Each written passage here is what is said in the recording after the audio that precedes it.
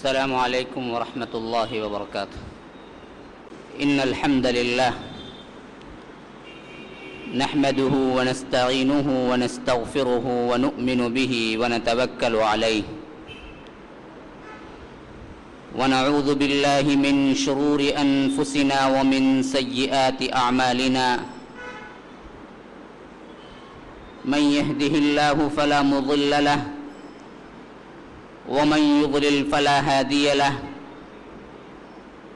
وأشهد أن لا إله إلا الله وحده لا شريك له وأشهد أن محمدًا عبده ورسوله. أما بعد فإن خير الحديث كتاب الله وخير الهدي هدي محمد صلى الله عليه وسلم وشر الأمور محدثاتها وكل محدثة بدعة وكل بدعة ضلالة وفي رواية وكل ضلالة في النار. فأعوذ بالله من الشيطان الرجيم. بسم الله الرحمن الرحيم. اقرأ باسم ربك الذي خلق خلق الإنسان من علق اقرأ وربك الأكرم الذي علم بالقلم علم الإنسان ما لم يعلم. اللهم أرنا الحق حقا وارزقنا اتباعه وأرنا الباطل باطلا وارزقنا اجتنابه. اللهم علمنا ما ينفعنا وانفعنا بما علمتنا وارزقنا علما. رب اشرح لي صدري ويسر لي أمري واحلل عقدة من لساني يفقه قولي. برادران اسلام، واجب الاحترام بزرگوں، دوستوں اور عزیز ساتھیوں، لائق احترام ماؤں اور بہنوں، محسن انسانیت صلی اللہ علیہ وسلم کی اس کانفرنس کی دوسری مجلس ہے جس میں میرا خطاب بعنوان غار حرا سے غار ثور تک. گزشتہ کی محفل میں اگر آئے ہیں، بات زیادہ دور کی نہیں ہے کہ میں نے قبل نبوت کی زندگی آپ لوگوں کے سامنے پیش کی تھی. اللہ کے رسول صلی اللہ علیہ وسلم کی زندگی مبارک کو اگر ہم حصوں میں تقسیم کریں گے، دو بڑے حصے ہو جاتے ہیں. ایک ہے قبل نبوت، ایک ہے بعد نبوت. تو سب سے پہلا جز تو میں آپ لوگوں کو پیش کر چکا ہوں، قبل نبوت. بعد نبوت کا جو حصہ ہے وہ اس مجلس سے آغاز ہو رہا ہے اور اس میں پھر کئی حصص ہو جاتے ہیں. ان میں سے دو بڑے حصے بڑے مشہور ہیں. ایک ہے مکی زندگی، ایک ہے مدنی زندگی. اللہ کے رسول صلی اللہ علیہ وسلم مکے میں پورے 13 سال نبوت کی زندگی گزاری ہے. کل عمر کی زندگی 53 سال گزاری ہے، 50 پر 3 سال گزاری ہے. کل عمر کی زندگی، نبوت کی زندگی 13 سال گزاری ہے اور مدینے میں پورے 10 سال گزاری ہے. کل عمر اللہ کے رسول صلی اللہ علیہ وسلم کی 63 سال ہے، 60 پر 3 سال ہے. تو اس حیثیت سے نبوت کی زندگی 23 سال کی ہو گئی، 20 پر 3 سال کی ہو گئی، جن کا پہلا حصہ 13 سال کا جو مکی زندگی کہلاتا ہے آج میرے لیے موضوع بحث ہے. یہ چھوٹی سی ایک تقسیم بندی اس وجہ سے پیش کر دیا تاکہ سننے والے اپنا خاکہ ذہن میں مرتب کر لیں کہ سیرت کے کس حصے کو سننے جا رہے ہیں. اللہ کے رسول صلی اللہ علیہ وسلم کی اس زندگی کا آغاز غار حرا سے ہوتا ہے. میں وہیں سے اپنے خطاب کو جوڑتا ہوں جہاں کل اختتام کیا تھا کہ اللہ کے رسول صلی اللہ علیہ وسلم کی زندگی مبارک کا 40واں سال، یا 30 پر 9 یا 30 پر 8 30 پر 7 اسی طرح کے 2-3 سال پہلے 40 سے اللہ کے رسول صلی اللہ علیہ وسلم تنہائی پسند ہو گئے تھے. عموماً معمول یہ تھا کہ غار حرا میں پہنچ جاتے، کچھ دنوں کا ستو پانی لے لیتے اور وہاں پر غور و فکر کیا کرتے تھے. بروایت بخاری حضرت عائشہ کی روایت ہے کہ اللہ کے رسول تحنس کیا کرتے تھے، پھر تشریح کرتی ہیں خود عائشہ تحنس کیا کیا کرتے تھے؟ تعبد، تحنس تعبد، عبادت تو اس وقت تھی ہی نہیں، لیکن کیا عبادت تھی؟ عبادت یہ تھی کہ کائنات کے بارے میں، اپنے خالق کے بارے میں، اپنی آمد کے بارے میں، اپنے آمد مقصد کے بارے میں اللہ کے رسول صلی اللہ علیہ وسلم سوچا کرتے تھے، اور اسی راہ میں وہاں سے کوئی مسافر گزرتا، کوئی نادار گزرتا، کسی کو مدد کی ضرورت ہوتی، یہ بھی اللہ کے رسول صلی اللہ علیہ وسلم کر دیا کرتے تھے۔ اسی اثنا میں ایک مرتبہ عجیب واقعہ پیش آیا، کائنات کا سب سے عظیم تر واقعہ، کائنات کا سب سے عظیم تر واقعہ، وہ جو اللہ کے رسول صلی اللہ علیہ وسلم کو نبوت کا تاج پہنایا گیا۔ اللہ کے رسول صلی اللہ علیہ وسلم جب اس واقعے سے لوٹے ہیں، پورا واقعہ حضرت خدیجہ الکبریٰ کو سنائے ہیں۔ کیا ہوا؟ وہاں تو وہ تنہا تھے، بالکل تنہا۔ کہتے ہیں میرے پاس ایک شخص آیا، فرشتہ آیا، کہا اقرا۔ اللہ کے رسول صلی اللہ علیہ وسلم نے کہا کہ ما انا بقاری، میں پڑھا ہوا نہیں ہوں، مجھے پڑھنا نہیں آتا ہے۔ تو حضرت جبرائیل اللہ کے رسول آگے بڑھے، دبوچ لیا، گلے لگائے، پھر چھوڑا، پھر کہا کہ اقرا۔ اللہ کے رسول صلی اللہ علیہ وسلم نے جواب دیا ما انا بقاری۔ پھر اسی طرح حضرت جبرائیل نے کیا، پھر کہا کہ اقرا۔ اللہ کے رسول نے یہی جواب دیا کہ ما انا بقاری، میں پڑھا ہوا نہیں ہوں۔ پھر تیسری مرتبہ بھی جبرائیل نے دبوچا۔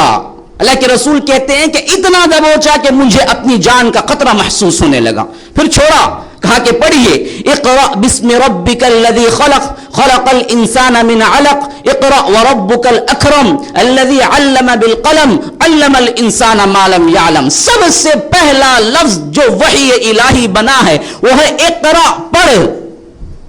بدقسمتی سے آج پوری امت مسلمہ جہالت کے اندھیریوں کے اندر ہے۔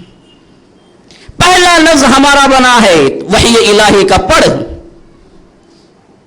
آج مسلمانوں کے پاس جتنی یونیورسٹیاں ہیں 500 کے لگ بھگ پورے اسلامی ممالک میں، ایک جاپان شہر کے ٹوکیو میں 1000 یونیورسٹیاں ہیں۔ عالم اسلام کے پوری یونیورسٹیاں جتنی ہیں آج 500 کے لگ بھگ، جاپان کے شہر ٹوکیو کے 1000 یونیورسٹیاں ہیں صرف اس کے اپنے۔ یہ ہے آج تعلیم کا حال امت مسلمہ کے اندر، جس کا سب سے پہلا لفظ اقرا سے شروع ہوا۔ اللہ کے رسول صلی اللہ علیہ وسلم امی، لیکن حکم ہوا کہ پڑھیے، آج پڑھنا نہیں جانتے۔ ارے خیر چھوڑیے، علم کو تو چھوڑیے، دنیاوی علوم و فنون کو، قرآن ہی کو کتنا پڑھنا جانتے ہیں، کتنے لوگ جانتے ہیں۔ محبت رسول کا تقاضا کیا کہتا ہے؟ دعووں پر نہیں، عملوں پر آئیے۔ اللہ کے رسول صلی اللہ علیہ وسلم نے سکھایا کیا ہے؟ قرآن کی تعلیم، لیکن ہم اس سے دور۔ قرآن کی تلاوت، اتل ما اوحی الیک من الکتاب واقم الصلاۃ ان الصلاۃ تنہی عن الفحشاء والمنکر ولذکر اللہ اکبر۔ اتلو، پڑھو، تلاوت کرو۔ ہمیں تلاوت کرنا نہیں آتا ہے، ہمیں پڑھنا نہیں آتا ہے، تو سب سے پہلا لفظ وحی کا اقرا ہے۔ اے اللہ کے رسول صلی اللہ علیہ وسلم پڑھیے۔ اس بارے میں 2 روایتیں ہیں۔ کیا فرشتہ کوئی دستاویز پیش کیا تھا، کوئی ورق پیش کیا تھا جس کو دیکھ کے پڑھنا تھا؟ نہیں، الفاظ کہنا تھا۔ اس میں اصحتر بات یہی معلوم ہوتی ہے، الفاظ کو کہنا تھا تو اللہ کے رسول خود عربی تھے، خود عربی تھے۔ اگر کوئی شخص عربی میں کوئی لفظ کہہ رہا ہے تو اللہ کے رسول کو پڑھنے میں کیا مشکل ہوگی؟ وہ لفظ دہرانا ہے۔ اگر میں کہوں اردو میں کوئی لفظ اور کہیں کہ آپ کو کہوں کہ آپ جواب دیں، اسی لفظ کو دہرا دیں، تو دہرانے میں کیا تکلیف ہوگی؟ آپ کہیں گے مجھے اردو پڑھنا نہیں جانتا، میں نہیں پڑھ سکتا، یہ تو نہیں کہہ سکتے۔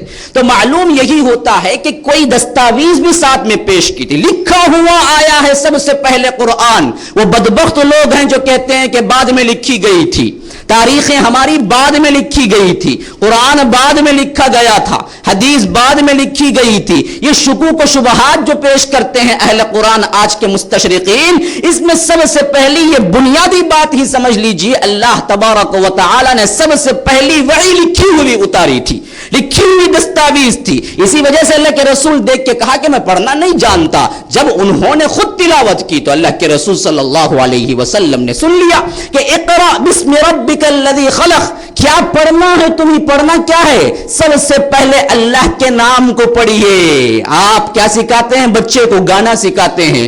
آپ کیا سکھاتے ہیں؟ بچے کو ڈانس سکھاتے ہیں. آپ کیا سکھاتے ہیں بچے کو؟ پہلے وہ فلم کے جو ہیرو ہیں ان کے نام سکھاتے ہیں. بعض تو پیدا ہونے سے پہلے ہی نام رکھ ڈالتا ہے. کیا انہیں عامر خان، انہیں کون کی، انہیں کیا کہتا، اتنی محبت. اپنے بچے کا نام فلم اسٹار کے نام پہ رہے گا تو وہی بنے گا. کہتے ہیں بن کے کہاں جائے گا؟ سیدھے پہنچ جائے گا نا جہاں پہنچتا ہے. وہ کیا سلوک کر رہے ہیں امت مسلمہ کے مسلمان؟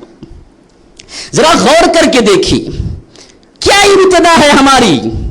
بچہ جب بولنا سیکھتا ہے تو اتنی زبان سے ابھی اس کے الفاظ ادا نہیں ہو رہے ہیں. سکھانا کیا ہے؟ مقصود کیا ہے؟ ماں باپ پہ فرض ہے کہ وہ اللہ کا نام سکھائیں، اللہ کا نام سکھائیں، اللہ کے رسول صلی اللہ علیہ وسلم کا نام سکھائیں.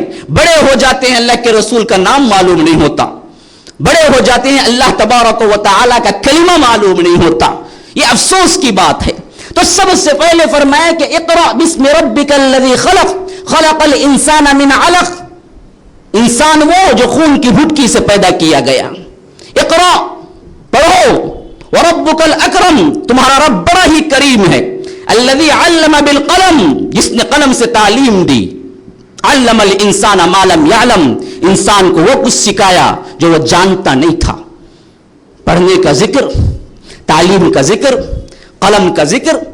اور کون سی چیز باقی رہ گئی ہے تعلیم کے تعلق سے جو ان 5 آیتوں میں مذکور نہیں ہے؟ تو معلوم ہوا اسلام کی بنیاد علم پہ ہے. جہل کا کوئی اعتبار نہیں ہے. جاہل ہے مسلمان ہے، ہو نہیں سکتا. 2 متضاد چیزیں ہیں. آئس بھی ہے گرم بھی ہے، نہیں کہہ سکتے آئس ہوگا تو ٹھنڈا ہوگا. کوئی انسان یہ نہیں کہہ سکتا آئس بھی ہے گرم بھی ہے. کہیں گے نہیں، 2 متضاد ہیں. آئس ہوگا تو گرم نہیں ہوگا، گرم ہوگا تو آئس نہیں ہوگا. بعینی ہی اسی طرح مسلمان علم، مسلمان جاہل ہو نہیں سکتا. 2 متضاد چیزیں ہیں. مسلمان ہوگا تو علم ہوگا، علم نہ ہوگا تو مسلمان بھی نہیں ہوگا. یہ 2 متضاد چیزیں ہم نے کیا کر دیا؟ جمع کر دیا. آج مسلمان ہے لیکن واقف نہیں اللہ سے، واقف نہیں رسول سے، واقف نہیں کلمے سے، واقف نہیں اللہ کے رسول کی سیرت سے. تو اللہ کے رسول صلی اللہ علیہ وسلم پہ پہلی وحی اتری تو اللہ کے رسول صلی اللہ علیہ وسلم کو بالکل ایک انہونی بات تھی، ایک تعجب خیز بات تھی. اللہ کے رسول صلی اللہ علیہ وسلم وہاں سے نکلے بالکل اپنے دل کو ایسے کہ دھک دھک کر رہا تھا. پہنچے ہیں، خدیجہ الکبریٰ منتظر ہیں، خلاف معمول آ گئے ہیں. پوچھا کیا واقعہ ہوا؟ اللہ کے رسول بولنے کی سکت میں نہیں، کہا کہ زمیلونی زمیلونی، مجھے چادر اڑاؤ، مجھے چادر اڑاؤ. پھر کچھ دیر لیٹ گئے. پھر کہا کہ خدیجہ مجھے اپنی جان کا خطرہ محسوس ہوتا ہے. اللہ اکبر. وہ خدیجہ الکبریٰ تھی، اسلام کی سب سے پہلی خاتون، سب سے بڑا شرف پانے والی خاتون. امہات المؤمنین جتنے آئے ان میں ایک حضرت عائشہ کنواری اللہ کے رسول کو ملی، ایک حضرت عائشہ کنواری اللہ کے رسول کو ملی. لیکن کسی امہات المؤمنین میں سے کسی ام المؤمنین کو اللہ کے رسول کنوارے نہیں ملے سوائے حضرت خدیجہ کے. سوائے حضرت خدیجہ کے اللہ کے رسول کنوارے کسی کو نہیں ملے. اس سب سے پہلی خاتون اسلام ہے. انہوں نے اوصاف ہی سے پہچان لیا تھا. انہی کاہے کو جان کا ڈر ہے. کہا کہ واللہ، خدا کی قسم، ما یخزیک اللہ ابدا، اللہ آپ کو کبھی ضائع نہیں کرے گا. آپ تو صلہ رحمی کرتے ہیں، مزدوروں کا بوجھ اٹھاتے ہیں، یتیموں کی کفالت کرتے ہیں، کمزوروں کی ناداری کی جو کچھ کمزوری کی حالتیں ہیں ان کے ساتھ آپ تعاون کرتے ہیں. ایسے شخص کو اللہ ضائع کر دے گا؟ यहां नोट करने की काबिल बातें देख लीजिए। सब काम क्या है? इंसान के काम आने वाले काम हैं। कोई इबादत का जिक्र नहीं है। आप गारों में रहते हैं, आप तो तन्हाई पसंद हैं, आप तो बड़ी इबादत करते हैं, ये तो बातें हैं ही।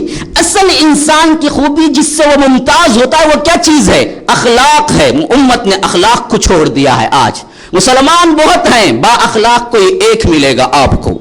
ये रास्ता बिल्कुल खुला हुआ है आपके लिए, जन्नत का रास्ता। अखलाक के साथ सब कुछ कैरेक्टर के लोग मिल जाएंगे, बड़े इबादत गुजार मिल जाएंगे, बड़े जुहाद मिल जाएंगे, बड़े ही रात रात तहज्जुद में गुजारने वाले मिल जाएंगे, दिन दिन रोजा रखने वाले मिल जाएंगे। अखलाक वाला आपको नहीं मिलेगा। यह रास्ता खुला हुआ है, कोई अपना ले तो सीधे पहुंच जा सकता है। हाँ, आप इन इबादतों का रास्ता अपनाएंगे तो बड़ा तंग है, इसमें तो आपको हजारों मिलेंगे। हरम जाके देख लीजिए कितने लोग इबादतों में मसरूफ हैं, तहज्जुद गुजार कितने हैं, सौम सलात के पाबंद कितने हैं, लेकिन बा अखलाक बहुत कम हैं। यही सबसे बड़ा तुर्रे इम्तियाज था मुहम्मदुर रसूलुल्लाह सल्लल्लाहु अलैहि वसल्लम का। कौन जिक्र कर रहा है? कौन जिक्र कर रहा है? बाहर का इंसान, घर का कोई और दूर का इंसान, कोई दोस्त मोहब्बत में आ गया? नहीं नहीं नहीं, वो जिसके पास इंसान की हकीकत खुल जाती है। दुनिया जहां के लोगों को इंसान अपने ज़ेरे इस्तिताअत ला सकता है, अपनी हैसियत मनवा सकता है, लेकिन बीवी को मनवा नहीं सकता। याद रख लीजिए, किसी के एतराफ में बीवी बोले तो समझ ले कि हाँ जी इसकी है कोई हैसियत। एक साधु का वाकया सुनाता हूं क्योंकि बड़ा अहम होता है बाज़ मामलात में। मैं इसी वजह से क्या है वाकयात जरूर सुनाता हूं ताकि बात समझ जाए। बहुत बड़ा साधु था, सिर्फ हिकायतन कह रहा हूं, हिकायतन, वाकया होना जरूरी नहीं है, बस समझने के। बहुत बड़ा साधु था, इतनी करामतें करता था, इतनी चीजें कि हवा में उड़ता था, लोग बड़े मोतरफ थे, लेकिन घर आता तो बीवी गाली देती थी। बहुत सोचता था कि क्या करना है, बीवी को भी मनवा लो। तो एक मर्तबा घर के ऊपर हवा में चक्कर लगा के घर को आया। तो उसने कहा, जब वो अंदर आया, बीवी ने कहा, साधु तो वो आपको कारों में रहते हैं, कहाँ रहते हैं, सिर्फ अपनी बात अपने फजाइल बयान के। साधु तो वो है जो आज हमारे घर के ऊपर चक्कर लगाया है। कहा कि बीबी वो मैं ही था, अब जानो तुम्हारा शौहर कौन है। तो कहा कि अच्छा, तभी तो आप बिंगा टिंगा चक्कर लगा रहे थे। बीवी मानने वाली नहीं होती, बीवी मान ले तो वो बहुत बड़ा इंसान है। इसी वजह से बड़े लोगों का कौल है, हर बड़ा आदमी घर में आम आदमी होता है। उसूल है, हर बड़ा आदमी घर में बिल्कुल आम आदमी ही होगा, वहां बड़ाई का सुलूक नहीं हो सकता उसके साथ, बीवी वो एहतराम नहीं दे सकती। तो यहां देखिए मोहम्मद रसूलुल्लाह सल्लल्लाहु अलैहि वसल्लम का एहतराम। मौजज़ात हैं, लेकिन मैं इंसानियत के अकली बुनियादों पे समझाना चाहता हूं अल्लाह के रसूल सल्लल्लाहु अलैहि वसल्लम की सीरत कितनी बुलंद है। सबसे पहली गवाही देने वाली कायनात के अंदर अल्लाह के रसूल सल्लल्लाहु अलैहि वसल्लम की खुद की बीवी है, और कहते हैं कि अल्लाह के रसूल आपको कभी अल्लाह तबारक व तआला जाया करेगा नहीं, क्योंकि आपके ये औसाफ हैं। यतीमों और मिस्कीनों को आप देखते हैं, वो मजदूरों का बोझ उठाते हैं, आपको अल्लाह कैसे जाया कर देगा। सिर्फ इतना ही नहीं, बल्कि दिलजोई में जुट जाती हैं हजरत खतीजतुल कुबरा, लेके पहुंचती हैं अपने चचाजाद भाई वर्का बिन नौफल के पास। ये ईसाई आलिम हैं और यहूदी किताबें में पढ़े हुए हैं। फिर इसके बाद इंजील तौरात पढ़ के उन्होंने बाकायदा शऊरी तौर पर ईसाईयत कबूल कर ली थी, और उस जमाने में बहुत बहुत ज़ईफ और बूढ़े हो चुके थे, तकरीबन 82 साल के ऊपर हो चुका था, और मुआशरे में इनका एक एहतराम था। हजरत खतीजतुल कुबरा के रिश्तेदारों में आते थे। ये अल्लाह के रसूल को पकड़ के ले गई और कहा कि आपका भतीजा ये कुछ कहता है। वर्का बिन नौफल ने कहा कि भतीजे बतलाओ क्या कहते हो। अल्लाह के रसूल ने जो देखा फरमा दिया। अब इल्म की फहम फरासत चल रही है, इसलिए मुसलमानों हमेशा कहता हूं, इल्म जैसी रोशनी कोई और रोशनी नहीं है। अभी नबूवत पेश नहीं हुई, अल्लाह के रसूल ने नबूवत का दावा नहीं किया, नबी होने की इतला नहीं दी। एक जहल तो अबू जहल यहां पर है कि अल्लाह के रसूल 13 साल कहते रहे कि नबी हूं नबी हूं नबी हूं, मानने वाला नहीं। यहां अल्लाह के रसूल ने कुछ दावा नहीं किया, वर्का बिन नौफल कहते हैं कि आप नबी हैं। कैसे, किस बुनियाद पे, कैसे वहां तक पहुंच गए, उठान कैसे पहुंची वहां? सिर्फ इल्म, सिर्फ इल्म। यह है इल्म। ये जहल का बाप 13 साल कहते रहे पास में रह के, नहीं माना। अल्लाह के रसूल ने एक बार नहीं कहा वर्का बिन नौफल को, सिर्फ इतला दी, कहा कि खुशखबरी हो जाइए आपके लिए, आप इस उम्मत के नबी हैं। किस बुनियाद पे? इल्म। इल्म ऐसी चीज है जो गुमराहियों से बचलाता है। ये इल्म ऐसी चीज है जो आपको सही रहनुमाई करता है सिरात मुस्तकीम की। आज उम्मत भटकी हुई क्यों? रसूमात में जकड़ी हुई क्यों? बिदात और खुराफात में मुलविस क्यों? इल्म छोड़ दिया है। जहल आम है, जहल आम है, जहल आम है। एक जाहिल बैठ के कुछ बातें करता है तो बहुत से दीवाने उसके पीछे हो जाते हैं, बहुत सी जमातें बन जाती हैं। गुलाम अहमद कादियानी ने ऐलान किया, उसके पीछे एक जमात चली गई। उसने नबूवत का दावा किया, उसके पीछे एक जमात चली गई। कोई दीवाना पागल सा है, उसके पीछे एक जमात चली गई। कोई पहनने का ढंग नहीं आता है, उसके पीछे एक जमात है। कोई नंगा होता है वली बन जाता है। किसी को बात करने का सलीका नहीं है, वो बहुत बड़ा आलिम फतेह वाला हो जाता है। क्यों? इल्म नहीं है। जहां इल्म होता है कि इंसान जांचता है कि किसके पीछे जाऊं, कहां मेरी रहनुमाई कर रहा है। यही वर्का बिन नौफल है। इसमें नुक्ता है मुसलमानों के इल्म के साथ अपनी जिंदगी को वाबस्ता रखो, तुम्हें कोई धोखा नहीं दे सकता। इल्म को छोड़ोगे तो हर आदमी तुम्हें धोखा दे सकता है। तो यहां वर्का बिन नौफल ने कहा कि खुशखबरी हो जाइए आपके लिए, आप इस उम्मत के नबी हैं। फिर इतना ही नहीं, इसी इल्म की बुनियाद पे मुस्तकबल की पेशगोई की है, मुस्तकबल की। कहा काश कि मैं जवान होता, काश कि मैं जवान होता, जब आपकी कौम आपको निकाल देगी तो मैं मदद करता। न समझने आने वाला जुमला है, बिल्कुल भी न समझ में आने वाला जुमला है। जो कौम मोहब्बत से अमीन कहे, जो कौम मोहब्बत से सादिक कहे, जिस कौम में यह रुतबा हो कि कभी किसी ने झूठ बोलते हुए न देखा हो, जिस कौम में मोहम्मद रसूलुल्लाह सल्लल्लाहु अलैहि वसल्लम रह रहे हैं, ऐसी इज्जत और शर्फ के साथ उन्हें रख रही हो और देख रही हो कि अल्लाह के रसूल सल्लल्लाहु अलैहि वसल्लम जैसा कोई और इंसान नहीं है, उसको सामने ये कहा जाए कि आपको आपकी कौम निकाल देगी, तो समझ में आने वाली बात है। इसीलिए अल्लाह के रसूल का एक हैरत अंगेज कलिमा था इस मामले में, आवा मुखरिजियहुम, कि ये निकाल देंगे मुझे, ये कुरैश जो सादिक और अमीन का खिताब कर रहे हैं, आवा मुखरिजियहुम। कहा कि हाँ, क्यों?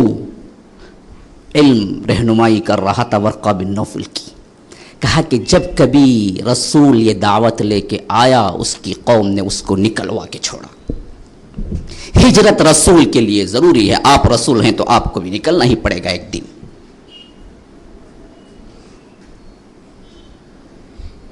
यह है वो चीज जो अल्लाह तबारक व तआला कौमों की रुदात बयान करते हुए सूरह इब्राहिम में फरमाता है, वक़ाल अल्लज़ीन कफ़रू लिरुसुलिहिम लनुख़रिजन्नहुम मिन अर्दिना औ लतऊदुन्न फ़ी मिल्लतिना फ़अौहा इलैहिम रब्बुहुम लनुहलिकन्न अज़्ज़ालिमीन वलनुस्किनन्नकुमुल अर्द मिन बअदिहिम ज़ालिका लिमन ख़ाफ़ मक़ामी व ख़ाफ़ वईद वस्तफ़्तहू व ख़ाब कुल्लु जब्बारिन अनीद।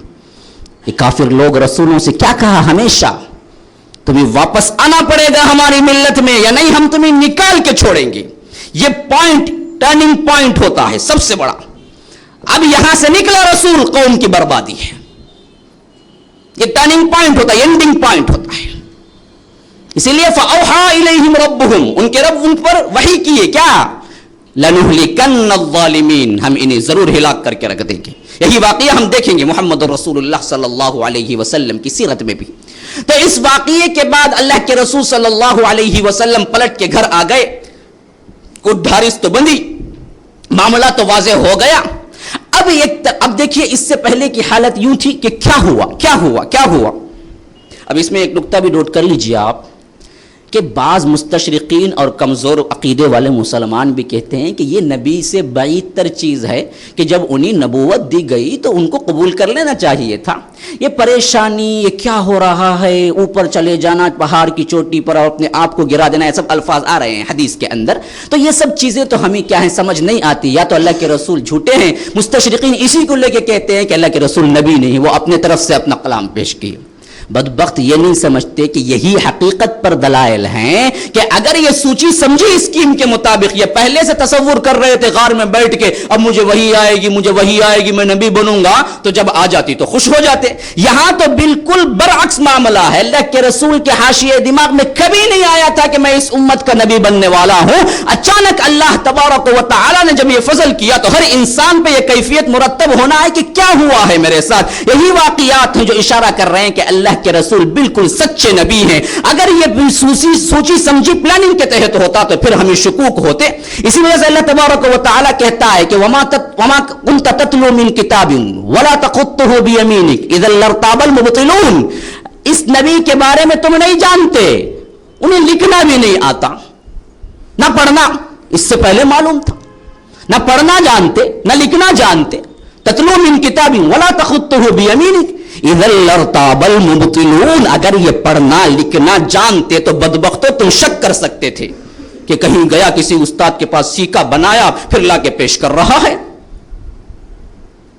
قرآنا اعجمیا لقالوا لولا سکرت آیات اعجمی وعربی قل هي للذین آمنوا هدى وشفاء. بعض لوگوں نے کہا مشرکین نے ان کو ایک عجمی پڑھاتا ہے. اللہ تبارک و تعالی نے جواب دیا بدبختو کیسی بات کرتے ہو, عجمی استاد بنے اور یہ عربی صحیح بولے. ہندی کا استاد سے ہندی سیکھے آ کے فرفر انگلش بات کرے, ہو سکتا ہے؟ تو یہ عجمی وہ عربی, کبھی تم نے غور نہیں کیا کیسی باتیں کرتے ہو, بھیکی بھیکی باتیں. تو اللہ تبارک و تعالی یہاں پر اسی بات کو دلیل بنا رہا ہے. یہی معاملہ اللہ کے رسول صلی اللہ علیہ وسلم کے ساتھ ہوا. بالکل گھبرائے ہوئے تھے. صحیح بخاری کی روایات میں الفاظ موجود ہیں کہ اللہ کے رسول گھبرا کے گھر سے نکل جاتے, حتیٰ کہ مکے کے دور شہر بستی چھوڑ جاتے, کبھی کبھی کسی پہاڑی پہ چڑھ جاتے اور اپنے آپ کو وہاں سے گرانے کا سوچتے تو اوپر دیکھتے کہ ایک فرشتہ ہے, آواز لگاتا اے اللہ کے رسول آپ اس امت کے نبی ہیں, میں جبرائیل ہوں. بس غائب ہو جاتا. اللہ کے رسول کہتے ہیں کہ بس میں اپنی بات سے ڈائیورٹ ہو جاتا ہوں, میں کس کے لیے آیا تھا یہ بھول جاتا, میں اسی واقعے میں پھر محو ہو جاتا اور واپس گھر کو آ جاتا. ایسے کئی مرتبہ ہوا ہے. اسی اثنا میں اللہ کے رسول کو وحی کا ایک شوق ہونا شروع ہو گیا کہ اب انتظار لگا کہ کیا ہوا اور اب کیا ہوگا. پھر آئے وہ فرشتہ, پھر وحی اترے.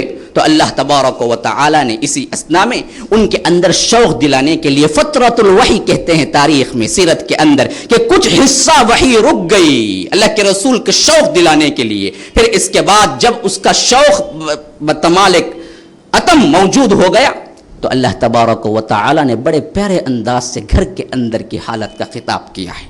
ایک مرتبہ کی روایت ہے کہ اللہ کے رسول ایسا ہی دل برداشتہ ہو کے پریشان ہو کے نکل جاتے ہیں اور مکے کے بالائی اوپر حصے میں چلے جاتے ہیں, حتیٰ کہ 2-3 گھنٹے پہنچ جاتے ہیں. خدیجۃ الکبریٰ بھی اپنے آدمی کو بھیجتی ہیں کہ تلاش کرو, اللہ کے رسول نہیں دکھ رہے ہیں, اور وہ بھی تلاش کر کے واپس آ جاتا ہے. اللہ کے رسول کہتے ہیں کہ میں آگے جا رہا تھا یہاں تک کہ آواز آئی محمد. دائیں دیکھا کوئی نہیں, محمد بائیں دیکھا کوئی نہیں, محمد صلی اللہ علیہ وسلم. اوپر دیکھا, عجیب منظر دیکھا. جبرائیل علیہ السلام کو اصلی حالت میں سب سے پہلی مرتبہ اسی وقت دیکھا اللہ کے رسول نے. دیکھا کہ میں نے اوپر دیکھا کہ افق پر صرف اور صرف جبرائیل چھائے ہوئے تھے, مشرق سے لے کر مغرب تک. اللہ کے رسول کہتے ہیں کہ اس حیثیت سے اس حیثیت تک صرف جبرائیل تھے فضا کے اوپر, اور ان کے 600 اوپر تھے, ایک طرف 300 اور ایک طرف 300, اصلی حالت میں جبرائیل. میں اس منظر کو دیکھنے میں اتنا محو ہوا کہ مجھے پتہ نہ چلا کہ کتنا وقفہ گزر چکا ہے. پھر اللہ کے رسول صلی اللہ علیہ وسلم اس منظر سے واپس آئے نکل کے تو اپنے گھر کی راہ لی. ایک طرح کی ہیبت طری تھی. خدیجۃ الکبریٰ سے کہا کہ زملونی مجھے چادر اڑا دو, مجھے کمبل اڑا دو. پھر اوڑھ لیا اور لیٹ گئے. یہ پیارا منظر اللہ تبارک و تعالی اپنے قرآن میں منظر کشی کر رہا ہے. یا ایھا المدثر قم فانذر وربک فکبر وثیابک فطہر والرجز فہجر ولا تمنن تستکثر ولربک فاصبر. یہ آیتیں ہیں جو دوسرے وحی کے الفاظ ہیں. کتنا پیارا خطاب ہے اس میں. دیکھیے اس سے معلوم ہوتا ہے کہ اللہ کے رسول کی ایک ایک ادا اللہ کو کتنی محبوب ہے. वो ओढ़ के लेट जाना इतना महबूब है, वो अंदाज के उस कैफियत के साथ पुकारा है, या अय्युहल मुद्दस्सिर, ए कमली ओढ़ के लेटने वाले, ए चादर ओढ़ के लेटने वाले, कुम उठ, लेटने का वक्त नहीं है, खत्म हो चुका है, अब तुम्हें उठना है, कुम। तो ऐसा उठे अल्लाह के रसूल ने, फिर 23 साल में लेटना भूल गए। कब लेटा है अल्लाह के रसूल ने? फिर आराम से। कभी लेटा है? एक लम्हे के लिए नहीं लेटा है। खुदा की कसम याद रख लीजिए, जुमला सिर्फ मुबालगे पे मबनी नहीं है, हकीकत पे मबनी है। अल्लाह के रसूल ने कभी नहीं लेटा फिर इसके बाद। क्यों? वो रसूल था, ये वो रसूल था जिसकी आंखें सोती थी, दिल नहीं सोता था। हम सोते हैं तो दिल क्या, हमारा जिस्म भी सो जाता है। अल्लाह के रसूल ऐसे नहीं सोया करते थे, दिल जागता था, आंखें सोती थी। तो यह है उठना, कुम फअंजिर, उठो डराओ। क्या डराना है? क्या पैगाम है? वरब्बक फकब्बिर, अपने रब की बड़ाई बयान करो। सबसे पहला हुक्म क्या करना है तुम्हें? रब की पाकीज़गी बयान करो। कितने मरतबा आप अल्हम्दुलिल्लाह कहते हैं दिन के अंदर? कितने मरतबा आप सुबहान अल्लाह कहते हैं? कितने मरतबा आप अल्लाहु अकबर कहते हैं? कितने मरतबा आप बेइख्तियार इस कायनात के मंजर को देख के कहते हैं कि ऐ अल्लाह तेरी किबरियाई है? कभी निकला है? कभी ये जज्बा आया है? तो हकीकी तौर पर अल्लाह को पहचाना नहीं है। तो सबसे पहला हुक्म तो अल्लाह की किबरियाई है, अल्लाह की तकबीर है, अल्लाह की बड़ाई है। कुम फअंजिर वरब्बक फकब्बिर वसियाबक फतहिर, अपने कपड़े पाक रखिए, निजाफत, तहारत, ये सबसे पहली चीज है। इसमें भी मुसलमान पीछे हैं। उनकी तहजीबें जिन्हें हमें अट्रैक्ट करती हैं, उनकी बड़ी पाकीज़गी मशहूर है। अरे ये पाकीज़गी सीखे हम ही से तो। उन बदबख्तों को यह भी पता नहीं था कि हैज से कैसे निकलना है, जनाबत से कैसे निकलना है। इस्लाम ने सिखाया था उनको। आज तुम उनकी पाकीज़गी देख के कहते हो कि उनके टॉयलेट भी क्या ही भाई, खाना दाल वो खाए जाते थे उनके टॉयलेट में, बोलने वाले बोलते। लेकिन हमारे मस्जिदों के टॉयलेट को भी चले जाओ, आदमी नाक पकड़ के बाहर आ जाएगा। निजाफत नाम की कोई चीज नहीं है हमारे पास। बड़ा अफसोस होता है। असल में तो हमने सिखाया है, वसियाबक फतहिर वरुज्ज़ फहजुर, गंदगी से पाक रखिए। बुतों की गंदगी मुराद है यहां पर। वला तमनुन तस्तक्सिर, एहसान करके ज्यादा वसूल करने की कोशिश मत कीजिए। हाँ 10 रुपये दिए तो उन्हें 10 बार शुक्रिया बोलना, नहीं तो गुस्सा आता मैं क्या दिया जी उसे, क्या भी बोला नहीं जी, उन्हें एक लफ्ज़ भी बोला नहीं। पहले दिन से छोड़ दीजिए इस ख्याल को। अल्लाह के रसूल को तंबीह हो रही है, आपका काम लेना नहीं है, देना है, बस देना है। अल्लाह देने वाला, अल्लाह युती अनल कासिम, अल्लाह के रसूल ने फरमाया अल्लाह मुझे देने वाला, मैं तकसीम करने वाला। लेने की बुनियाद ही नहीं है अल्लाह के रसूल के पास, कोई चीज नहीं ली उम्मत से, सब दे के गए। वला तमनुन तस्तक्सिर वलिरब्बिक फस्बिर, अपने रब के लिए सब्र से काम कीजिए। ये आयात हैं जहां से अल्लाह के रसूल सल्लल्लाहु अलैहि वसल्लम ने दावत का आगाज किया।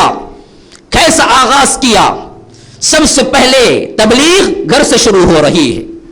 खदीजतुल कुबरा है सबसे पहले इस्लाम कबूल करने वाली, जिनको कोई खास तबलीग की जरूरत ही नहीं आई, पहले ही जानती थी कि ये औसाफ हमीदा के ये शौहर मेरे इस बात के मुस्तहिक है कि रसूल बना दिए जाएं।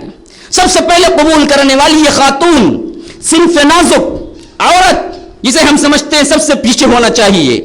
बाज लोग समझते हैं दीन में भी पीछे, नहीं, ये सबसे आगे हैं, सबसे आगे हैं, सबसे आगे हैं। दीन में भी इन्हें पीछे नहीं रखा गया। लोगों का अपना ख्याल है या दुश्मनों की अफवाहें हैं, असल में इनको बराबर का दर्जा दिया गया। बराबर का नहीं, एहतराम में तो कई गुना ज्यादा दे दिया गया। मैं हमेशा कहा करता हूं, बाप और मां के हुकूक में, मां के हुकूक 75% हैं, बाप 25% लेता है। एहतराम के हुकूक में याद रख लीजिए। क्यों? सहाबी ने पूछा अल्लाह के रसूल से कि मेरे हुस्न सुलूक का सबसे ज्यादा मुस्तहिक कौन? लेकिन रसूल ने कहा उम्मुक, फिर कहा उम्मुक, फिर कहा उम्मुक, फिर कहा उम्मुक, پھر فرقہ ابوک 100% میں 4 حصے کر دیے جائیں تو 3 مرتبہ اللہ کے رسول نے کہا کہ امک امک امک 75% حصہ ماں کا ہے، 25% حصہ باپ کا ہے کہ اس کے بھی حقوق ہیں. یہ تو بلندی ہے. خواتین سن رہی ہیں، دیکھیں اسلام کیا دے رہا ہے. لیکن اسلام صرف دیتا نہیں ہے، لیتا بھی ہے، مانگتا بھی ہے. تم سے پردہ مانگتا ہے، تم سے پردہ مانگتا ہے، تم سے اللہ کی اطاعت مانگتا ہے، اللہ کے رسول کی اطاعت مانگتا ہے. اگر کوئی بندی اس کا اقرار کر لے کہ ہم پردے میں رہیں گے، اللہ اور اس کے رسول کی پابندی احکامات میں کریں گے، پھر تو اللہ تبارک و تعالی بھی اعلان کرتا ہے کہ تمہاری عزت اور کعبۃ اللہ کی پردے کی عزت سے زیادہ ہو جاتی ہے. ہاں، عورتوں نے اپنا مقام کھویا ہے پردے کو چھوڑ کے، مقام بلند نہیں کیا. تو یہاں دیکھیے خدیجۃ الکبریٰ ہیں سب سے پہلے اسلام قبول کرنے والی. مردوں میں سب سے پہلے اسلام قبول کرنے والے حضرت ابوبکر صدیق ہیں، جو اللہ کے رسول صلی اللہ علیہ وسلم کے دوست، خلیل، یار غار، جگری، جو چاہے کہہ لیجئے. یہ بھی اس کے پاس بھی اپنا مقام رکھنا انسان کے لیے بڑا مشکل ہوتا ہے. یہ سب صداقت پہ مبنی ہے. اس وجہ سے میں آپ کو نکات دے رہا ہوں. دیکھیے انسان کے دوست ہو سکتے ہیں، دور کے جو دوست ہوتے ہیں وہ زیادہ احترام کرتے ہیں، نزدیک ہوتے ہوتے احترام بالکل ہی چلا جاتا ہے. جو جگری ہوتا ہے وہ تو مار بھی لیتا ہے، اس کو تھوک بھی دیتا ہے، سب جائز، وہ اٹھا کے لیپ لے اور کہے کہ نہیں جی میرا جگری ہے، کیا ہے، گالی دیا تو بھی کیا بھی نہیں. اور بڑی دوستی جس کی ہوتی ہے نا، وہ بات گالی سے شروع کرتا ہے، گالی پہ ختم کرتا ہے. وہ کیا ہے، جگری دوستی کی نشانی ہے. تو جہاں جہاں تعلق قرب بڑا، وہاں کیا ہوتا ہے، احترام پامال ہوتا چلا جاتا ہے. یہ انسانوں میں ہم دیکھتے ہیں. یہاں دیکھیے محمد الرسول اللہ صلی اللہ علیہ وسلم کے دوست نرالے انداز میں جتنا قرب ہو ابو بکر کا احترام اتنا ہی بڑا. اپنے لخت جگر کو دے دیا اللہ کے رسول صلی اللہ علیہ وسلم کے نکاح میں. اللہ کے رسول صلی اللہ علیہ وسلم کے لیے اپنا خاندان قربان کر دیا. کون سا ایسا شخص ہے جس کا کل خاندان، صحابہ میں جس کا کل خاندان اللہ کے رسول کے لیے نثار ہو گیا ہو؟ واحد شخص محمد الرسول اللہ صلی اللہ علیہ وسلم پہ نثار ہونے والے یہ ابو بکر صدیق ہیں. بیوی ہیں ام رومان، باپ ہیں ابو قحافہ، بیٹے ہیں عبد الرحمن، عائشہ، اسما. کون ہے جو اسلام قبول نہیں کیا اور اس پہ نثار نہیں ہو گیا؟ یہ یار غار ہیں. ثانی اثنین اذ ہما فی الغار اذ یقول لصاحبہ لا تحزن ان اللہ معنا. یہ ہیں جو سب سے پہلے مردوں میں اسلام قبول کی. کیوں؟ جانتے تھے کہ میرا دوست اس لائق ہے کہ رسول بنا دیا جائے. ایسی پاک زندگی گزاری تھی محمد الرسول اللہ صلی اللہ علیہ وسلم نے. غلاموں میں کون اسلام قبول کیا سب سے پہلے؟ زید بن حارثہ اللہ کے رسول کے غلام ہیں. ہاں، یہاں پر بھی اپنے احترام کو قائم رکھنا معمولی بات نہیں ہوتی ہے. باہر بڑے آپ شریف بنتے پھریں، اپنے نوکروں کے ساتھ کیا سلوک کرتے ہیں. جو بڑے بڑے لوگ ہیں جا کے پوچھ لیجئے کسی نوکر سے، بتائے گا وہ کس پانی میں ہے. نوکر جب گواہی دے کہ یہ اچھے ہیں تو اگر وہ پیسے کی بنیاد پہ نہ ہو تو وہ بالکل سچی بات ہوگی. یہاں پر بھی اللہ کے رسول کے غلام تھے. ایسے غلام تھے نبوت سے پہلے ہی اس بات کا اقرار کر چکے تھے کہ اے اللہ کے رسول آپ کی غلامی میرے لیے 1000 آزادیوں سے بڑھ کر ہے. باپ آئے نکل کے، غلام ایسے ویسے غلام نہیں تھے کہ ان کا آتا پتا نہیں. باقاعدہ باپ آئے، قبیلے کے لوگ آئے، چچا آئے، کہا کہ اللہ کے رسول یہ میرا بچہ ہے، غلام بن گیا ہے، بدقسمتی سے آپ حوالے کر دیجئے. اللہ کے رسول نے کہا کہ ہاں جی میں کیوں رکھنے والا ہوں، اگر یہ جانا چاہے تو میں ساتھ میں کر دیتا ہوں. بلاؤ زید بن حارثہ کو. زید بن حارثہ محفل میں آئے. ادب احترام. ابھی نبوت نہیں ملی ہے، ابھی نبوت نہیں ملی. نبوت سے پہلے کا واقعہ بیان کر رہا ہوں.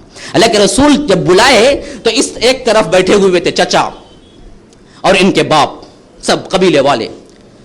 بہت مدت ہو گئی تھی یہ گم کے.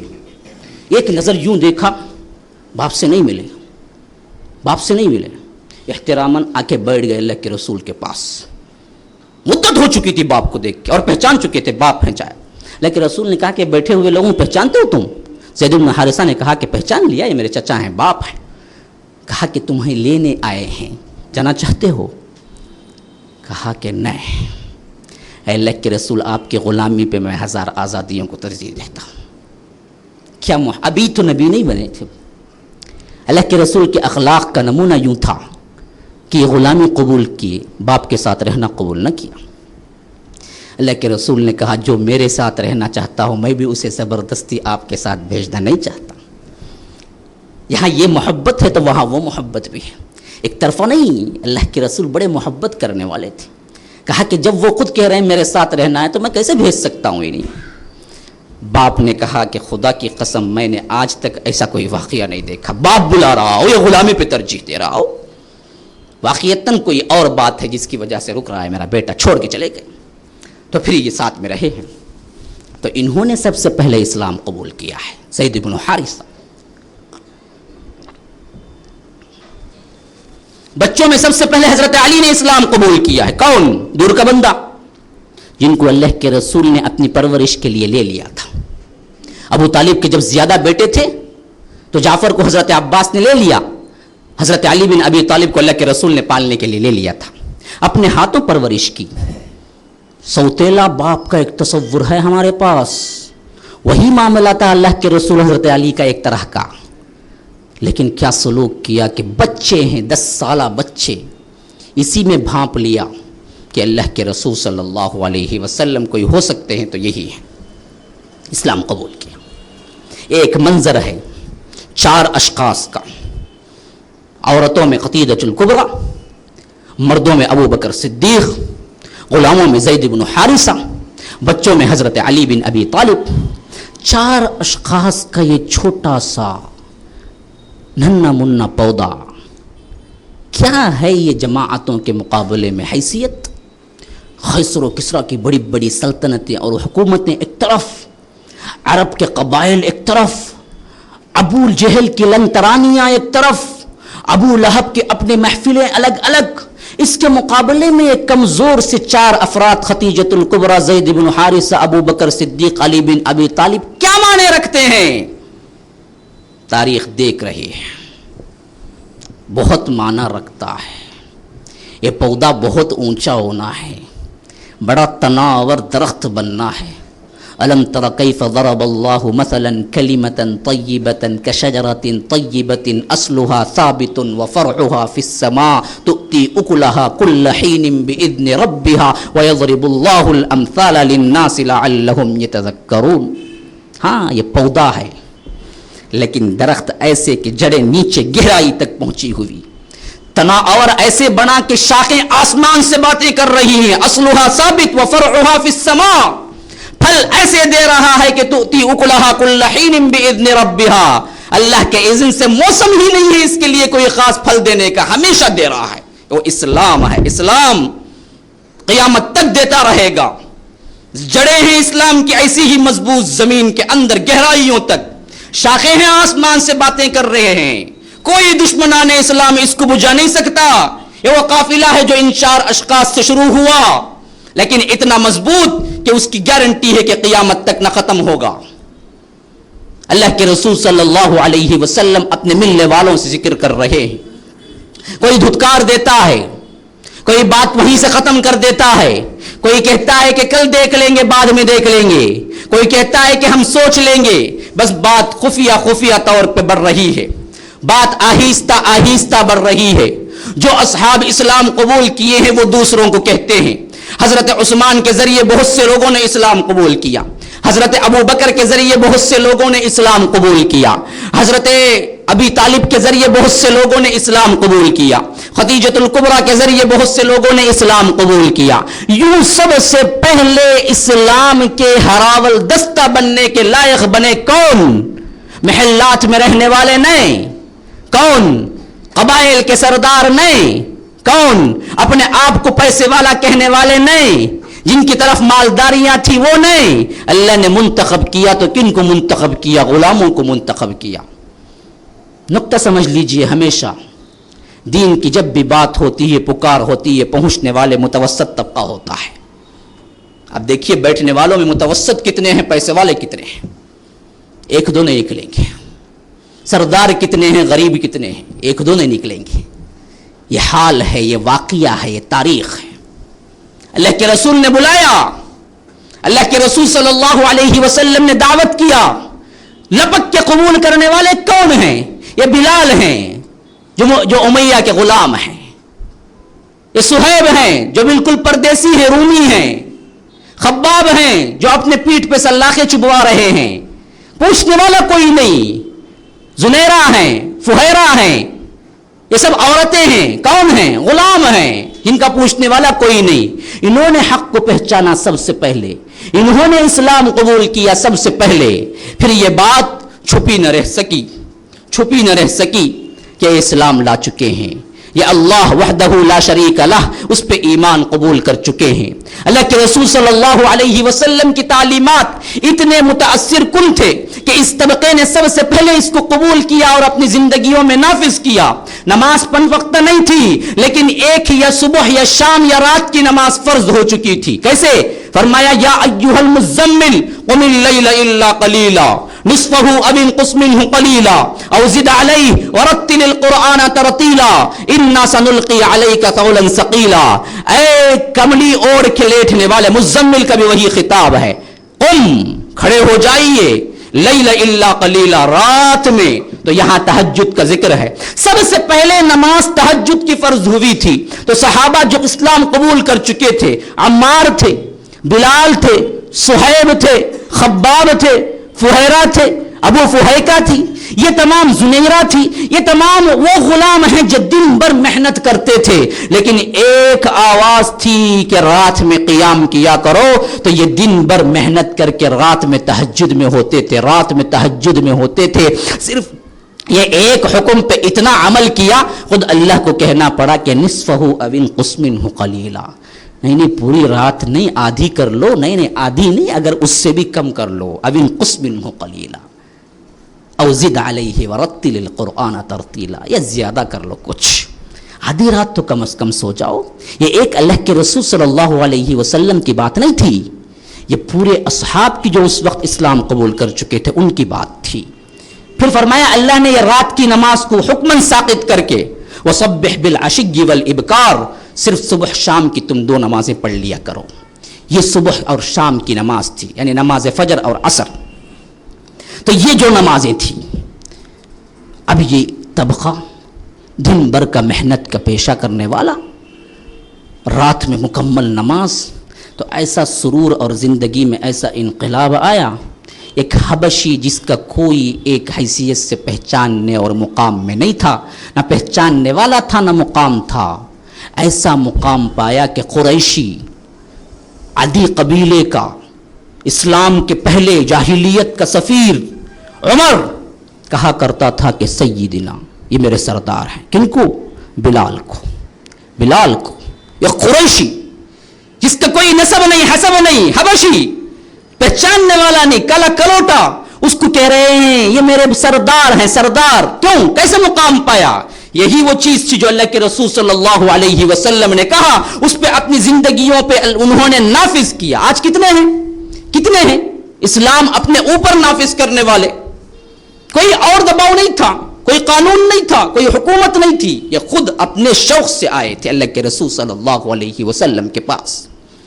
پھر اس کے بعد بات کیسے چھپی رہ سکتی ہے؟ میں ہمیشہ کہا کرتا ہوں، مشک رکھیں گے خوشبو پھیلے گی، کیسے چھپا سکتے ہیں؟ اسلام کے محاسن ایسے کہ کیسے چھپا سکتے ہیں؟ بات تو پھیلنے لگی، ایک دوسرے کو کہنے لگے، بات میں آگے بڑھنے لگی، سرداروں کے پاس بھی پہنچا، ابو جہل نے سنا، ابو لہب نے سنا، عتبہ سنا، شیبہ سنا، ربیعہ سنا، تو انہوں نے سر جوڑ کے بیٹھا کہ کریں کیا؟ اسی اثنا میں اب دعوت کا مرحلہ بھی بدل گیا۔ 3 سال اس عرصے میں گزرے ہیں مسلمانوں، جو خفیہ طور پہ آہستہ آہستہ چلا ہے دعوت کا کام، لیکن 3 سال بعد اللہ تبارک و تعالی نے حکم دیا، وَأَنذِرْ عَشِيرَتَكَ الْأَقْرَبِينَ فَاصْدَعْ بِمَا تُؤْمَرُ وَأَعْرِضْ عَنِ الْمُشْرِكِينَ۔ اللہ کے رسول، آپ رسول ہیں، ڈرنے کی ضرورت نہیں، چھپنے کی ضرورت نہیں، سوچنے کی ضرورت نہیں، سب ذمہ میرا، جاؤ چوٹی علل اعلان کر لو، علل اعلان تمہیں کہنا ہے، مشرکین کیا کریں گے، کیا رویہ اختیار کریں گے، اس کا سوچنا نہیں ہے۔ وَأَعْرِضْ عَنِ الْمُشْرِكِينَ، مشرکین سے منہ پھیر لیجئے، آپ حکم کیجئے، علل اعلان دعوت۔ ادھر سر جوڑ کے یہ لوگ بیٹھے ہوئے، ادھر یہ دعوت کا حکم، تو اللہ کے رسول صلی اللہ علیہ وسلم نے بلوایا، سب سے پہلے اپنے رشتہ داروں کو بلوایا، گھر میں تقریب رکھی، کھانے کا انتظام، ہاں चाय बिस्किट स्नैक्स है तो लोग हाँ जी चलो जाको आ जाएंगे, क्या भी मसला नहीं भाई, ऐसी हाली चाय बिस्किट भी पी ले को आगे जा, क्या भी मसला। एक तरह का माहौल होता है। तो वहाँ पर भी बुलाया अल्लाह के रसूल, खिलाया बिठाया, लेकिन ये बदबख्त अबू लहब बाप को जो बात थी उसको भांप लिया। उसने कहा कि देखो मोहम्मद सल्लल्लाहु अलैहि वसल्लम, नादानी छोड़ दो। उन्होंने कहा कि अच्छा बैठ जाइए, बात तो मुझे करने थी। बैठ गया। अल्लाह के रसूल सल्लल्लाहु अलैहि वसल्लम ने कहा कि लोगों, रहनुमा अपने काफिले से झूठ नहीं बोलता। बड़ा प्यारा लफ्ज़ है। काफिले का कोई रहनुमा हो, रहबर हो, वही खुद गलत रास्ता बताए तो फिर काफिला कहाँ जाएगा। तो रहनुमा जो भी होता है हमेशा सच बोलता है। तो रहनुमा अपने काफिले से झूठ नहीं बोलता। फिर अल्लाह तबारक व तआला की हम्द बयान की, कहा इन्नकुम लतमूतून कमा तनामून व तुबअसून कमा तस्तयक़िज़ून व तुहासबून बिमा तअमलून सुम्मा इन्नहा लजन्नतुन अबदा और नारुन अबदा। देखो तुम उसी तरह जिस तरह हर दिन तुम सोते हो एक दिन मर जाओगे, और उसी तरह जिस तरह तुम सो के उठते हो एक दिन तुम्हें उठाया जाएगा। फिर उठाने के बाद तुमसे तुम्हारे आमाल का हिसाब लिया जाएगा। वो तो हासबून बिमा तामलून। यह है छोटी की बात, बुनियादी बात, हर मुसलमान को गौर करना चाहिए इन अल्फाज पर। यह दावत आज आपके लिए है। सोचें, हर रात सोते हो, हर सुबह उठते हो, यानी हर दिन में एक बार तुम मौत से मुलाकात करते हो। कहां चली गई ये अक्लें? सोच के देखो, एक दिन इसी तरह मर जाओगे, एक दिन इसी तरह उठाए जाओगे जिस तरह तुम हर सुबह उठते हो। उठने के बाद जो कुछ तुम अपने अमाल करते हो वो नहीं होगा उस दिन तुम्हारे अमाल के बारे में पूछा जाएगा तुमसे।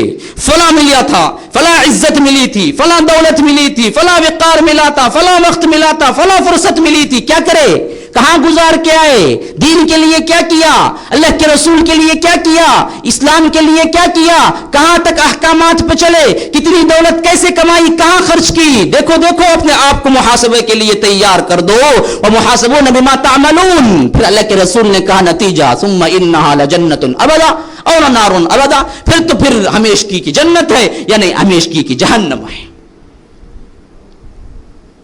कुरैश के लिए बिल्कुल नई बात। ये क्या कह रहा है? मर जाएंगे, मिट्टी हो जाएंगे, फिर उठाए जाएंगे, ये कैसे हो सकता है? राद में फरमाया इनका कौल, व इन तअजब फअजबुन कौलुहुम व इन तअजब फअजबुन कौलुहुम इज़ा कुन्ना इज़ामन इन्ना लफी खल्क़िन जदीद। हम बोसीदा हो जाएं, मर जाएं, मिट्टी हो जाएं, फिर उठाए जाएंगे, ये कैसी बात है? अजीब बात कह रहा है। अइज़ा कुन्ना इज़ामन व रुफ़ातन इन्ना लमबऊसून खल्क़न जदीदा। हम बुरा हो जाए, रेजा रेजा हो जाए, मिट्टी हो जाए, बोसीदा हो जाए, फिर उठा खड़ा कीजिए जाएंगे। इसराइल, सूरह बनी इसराइल में अल्लाह बड़ा बेहतरीन जवाब दिया, कुल कूनू हिजारतन औ हदीदा। बदबख्तो, पत्थर बन जाओ, लोहा बन जाओ। तुम तो जिस्म इंसान का रखते हो, गोश पोश का, सड़ जाता है, गल जाता है, कट जाता है, तुम खुद देखते हो। अगर वो बन जाए पत्थर का तुम्हारा जिस्म या लोहे का बन जाए, फिर भी उठा खड़ा किए जाएंगे हम। क्या बड़ी बात है? कूनू हिजारतन औ हदीदा औ खल्क़म मिम्मा यकबुरु फी सुदूरिकुम। या उससे भी कोई बड़ी बात सोच लो, इस पर भी अल्लाह तबारक व तआला को आजिज नहीं कर सकते, जब चाहे उठा खड़ा कर दे। ये कौन सी बड़ी बात है अल्लाह तबारक व तआला को? तो सबसे बड़ी अचंभे की बात तो यही थी उनके लिए कि ये क्या अकीदा पेश कर रहा है कि मरने के बाद उठाए जाएंगे। अल्लाह की कसम मैं कह रहा हूं कि आज भी मुसलमानों के बहुत से कुलूब के अंदर ये शक है। हम बजुबान कह देते हैं कि हाँ जी आखिरत है, आमाल हमारे इनकार करते हैं। अगर आमाल ये हैं और अक़वाल ये हैं तो याद रख लीजिए इसमें झूठ है। अगर वाक़ियतन उठना है जवाब देने का, यही मामला हक के साथ मान लेते तो हमारे आमाल यूं नहीं होते। आप किसी से इंसिस्ट करके कहें ना, भाई अल्लाह से डरो, भाई एक दिन जवाब देना, कौन देखा जी वो सभी, कब जी हुआ, कौन तभी आया कि कब्र से उठ को सब पुरानी बातें बोलने को थे सब, नहीं तभी अल्लाह बड़ा गफूरुर रहीम जी पूरा करे तभी इन्हें सीधा ले जाको जो इनके पीरा इनके जो भी हैं ले जाके पहुंचा देंगे पूरा, उनका दामन पकड़ लो पूरा हो जाता। दामन किसका रहेगा मुसलमानों? वहाँ तो दामन नहीं, हुफातन उरातन नंगे उठेंगे तो किसका दामन पकड़ेंगे, कहाँ पहुँचेंगे? न दामन होगा न पहुँचना होगा। असल मसला क्या है समझने की ज़रूरत है। आखिरत पे असल में यकीन है, तो यही मजाक उड़ाया गया। क्या बात कह रहे हो? अल्लाह के रसूल अपना पैगाम पहुंचा दिए, आगे बढ़िए। अब अल्लाह के रसूल ने, ये तो क्या ख़ानदान की मीटिंग थी, कोई भी नहीं है इस्लाम कबूल करने वाला, कोई एक नहीं है, सब गालियां बकते हुए निकल गए। अबू जहल ने तो सख्त बात कही, अबू लहब उससे सख्त बात कहा। अल्लाह के रसूल ने कहा कि अब मुझे अलल ऐलान गुफ्तगू करनी है 4 नबूवत में, या 3 नबूवत का इब्तिदाई ज़माना समझ लीजिए। अब देखिए मैं जो सन इस्तेमाल करूँगा वो नबूवत का होगा, यानी नबूवत के 13 साल। जब यहाँ से हिजरत करके पहुँचेंगे वहाँ जब सन इस्तेमाल करूँगा, ईयर का इस्तेमाल करूँगा तो वो हिजरी होगा। लेकिन अब जो इस्तेमाल कर रहा हूँ ये नबूवत का, नबूवत मिलने के 3 साल बाद का वाक़या। अल्लाह के रसूल सफ़ा नाम के एक पहाड़ी पर चढ़ गए, वहाँ से एक दिन ऐलान किया, या सबाहा या सबाहा। ये ऐलान, ये लफ्ज़ इस बात का गम्मास था कि कोई अहम वाक़या रोनुमा हो चुका है, फौरी पहुँचो, फौरी पहुँचो, है ना। वो हेडलाइंस, ब्रेकिंग न्यूज़ हमारे पास होते हैं, ब्रेकिंग न्यूज़, कुछ भी ब्रेक ना करने वाली होती, ना किसी का हार्ट ब्रेक होता, लेकिन वो डाल देता ब्रेकिंग न्यूज़, लोग उसको पहलाते चले जाते। तो यही मामला होता है कि या सबाहा, पहुंचो सीधे। सब के सब पहुंचे, हत्ता कि कोई ना पहुंच सकता तो अपने गुलाम को भेज दिया, जाओ जाके देखो। अल्लाह के रसूल पहाड़ी पे खड़े हुए थे, कहा कि लोगों मैं इस पार भी देख सकता हूं, उस पार भी देख सकता हूं, क्योंकि मैं ऊंचाई पे खड़ा हुआ हूं। तुम सिर्फ एक तरफ देख सकते हो। अगर मैं पीछे की तरफ देख के इतला दूं तुम्हें कि एक बहुत बड़ा लश्कर है जो तुम पे हमला करना चाहता है, क्या तुम मान लोगे? कहा कि आप सादिक हैं, आप अमीन हैं। कब की बात है? नबूवत के 3 साल बाद की भी बात है, यही बात है। आप सादिक हैं, आप अमीन हैं, आप कुछ झूठ बोलते हमने नहीं देखा, इंसानों पे कभी आपने झूठ नहीं बोला है। तो यही सवाल अल्लाह तबारक व तआला रब की हैसियत से कर रहा है, बदबख्तों जिसको तुम मानते हो कि इंसानों पर उन्होंने झूठ नहीं बोला तो रब पे झूठ बोलेगा। वमन अज़लमु मिम्मन इफ्तरा अलल्लाहि कज़िबा, उससे बड़ा जालिम कौन होगा जो अल्लाह पे झूठ बांधे। रब पे झूठ कैसे बोल सकता है जबकि इंसानों पे झूठ नहीं बोला है उसने पूरी जिंदगी। तो उन्होंने कहा कि आप सादिक हैं, आप अमीन हैं। तो अल्लाह के रसूल सल्लल्लाहु अलैहि वसल्लम ने कहा कि हाँ, मैं अब तुम्हें इतला देता हूं एक बहुत बड़े अजाब के दिन की, भड़कती हुई आग है, उससे बचना है तो तुम इस कलिमे को कबूल कर लो कि अल्लाह तबारक व तआला के अलावा कोई और माबूद नहीं है। अल्लाह को एक मानो। क्या मतलब? अल्लाह को एक मानो, जो चाहे करते रहो। अल्लाह को एक मानो, सूद खाओ। अल्लाह को एक मानो, जिना करते रहो। अल्लाह को एक मानो, अपनी मनमानी करते रहो। अल्लाह को एक मानो, जहां चाहे सजदे करते रहो। अल्लाह को एक मानो, जहां चाहे नजरें नियाज चढ़ाते रहो। नहीं नहीं नहीं, ये तमाम चीजें कट के सिर्फ अल्लाह के लिए करो, अल्लाह के हुक्म में आ जाओ। ये थी वो तबलीग, ये थी वो दावत। अगर एक मानने का मुराद ऐसा होता जैसे आज मुसलमान समझते हैं कि एक मानो जो चाहे करते रहो, तो सबसे पहले अबू लहब इस्लाम कबूल कर लेता, सबसे पहले अबू जहल इस्लाम कबूल कर लेता। बदबख्ती तो हमारी यह है कि हमने इस्लाम को उतना भी नहीं समझा जितना अबू जहल और अबू लहब ने इस्लाम समझा था। उसने समझा था कि एक मानने से मुराद एक मान के इसकी देवियों को पुकारना जायज नहीं है। एक मानने के बाद उज्जा खत्म, लात खत्म, मनात खत्म, अपनी ख्वाहिशें खत्म, अपने रसूमात खत्म, जाहिलियत का हर उसूल टूट जाता है। ये मालूम था। हम बेचारे मुसलमान ऐसे हैं कि एक भी मानते हैं, फिर हमारे रस्म भी बराबर जारी हैं, इमाम जामिन भी बांधते ही रहते हैं, इसी तरह हर रस्म भी पूरी करते ही रहते हैं, इसी तरह हर जगह भी जाते हैं, इसी तरह हर मेले छेले उर्स सब कुछ मनाते हैं, फिर हम अल्लाह को एक भी मानते हैं। कि एक मानना वो मानना नहीं है। ऐसे होता तो अबू लहब पहले आ जाता। तो अल्लाह के रसूल सल्लल्लाहु अलैहि वसल्लम ने कहा कि सबसे कटो, एक अल्लाह के सामने तुम्हारी पेशानी झुकना चाहिए, किसी और के लिए नहीं, हत्ता कि मेरे लिए नहीं। सहाबा ने पूछा सजदा करें? कहा कि नहीं, हराम है मुझसे भी सजदा करना। سجدہ کہیں نہیں. ارے اللہ کے رسول کے لیے حرام ہے تو کہاں تم قبروں پہ سجدہ کرتے ہو؟ اللہ کے رسول کے لیے حرام ہے، کہاں تم چلے جاتے ہو اس دروازے درگاہوں کے چوکھٹوں پہ سجدہ کر لیتے ہو؟ یہ پیشانی بڑی محترم ہے، اللہ نے بڑے احترام والی بنائی ہے، کسی اور کے آگے جھکانا نہیں. یہ اصول تھا جس کے تحت اتنی سب کچھ دشمنی کی گئی. اگر اسلام یوں ہی اسلام ہوتا جیسے آج کا ہے تو اسے قبول کرنے کے لیے تو سب تیار تھے. وَدُّوا لَوْ تُدْهِنُ فَيُدْهِنُونَ. آپ ذرا ڈھیلے پڑ جائیں یہ بھی ڈھیلے پڑ جائیں گے. اگر اللہ کے رسول یوں کہتے کہ چلو جی میں 1 سال عبادت کر لیتا ہوں، تمہیں 1 سال عبادت اللہ ہی کر لو تو اچھا بولتے ہو. لا اعبد ما تعبدون. نہیں تم 10 سال بھی کرتے رہو، میں 1 لمحے کے لیے بھی کرنے والا نہیں. یہ اصول ہے، یہ ہے توحید شرک. اللہ کے رسول صلی اللہ علیہ وسلم نے اعلان کیا ایک اللہ کو مانو الہ کی حیثیت سے، صرف عبادت اس کی کرنی ہے، کامیاب ہو جاؤ گے. تملک العرب، عرب پر نچھاور ہو جاؤ گے، عرب تمہارے زیر نگین آ جائے گا، عجم خود بخود تمہارے پاس آ جائے گا، کائنات کے امام بن جاؤ گے. تو انہوں نے کہا کہ نہیں جی اس کو قبول کرنا نہیں ہے، ہمیں اس میں بڑی تکلیف ہے، ہمارے باپ داداؤں کے اصول ٹوٹتے ہیں. وَإِذَا قِيلَ لَهُمُ اتَّبِعُوا مَا أَنزَلَ اللَّهُ قَالُوا بَلْ نَتَّبِعُ مَا وَجَدْنَا عَلَيْهِ آبَاءَنَا أَوَلَوْ كَانَ آبَاؤُهُمْ لَا يَعْقِلُونَ شَيْئًا وَلَا يَهْتَدُونَ. ان سے کہا جاتا ہے کہ اللہ کے رسول پر جو اترا ہے اس کی اتباع کرو، تو یہ کہتے ہیں کہ نہیں ہم اپنے باپ داداؤں کی اتباع کریں گے. آج بھی کہا جاتا ہے کہ بھئی توحید کو مانو، ان چکروں سے نکلو، تو کہتے ہیں کہ ہمارے باپ دادا کرتے آئے ہیں، دلیل کوئی اور نہیں ہے.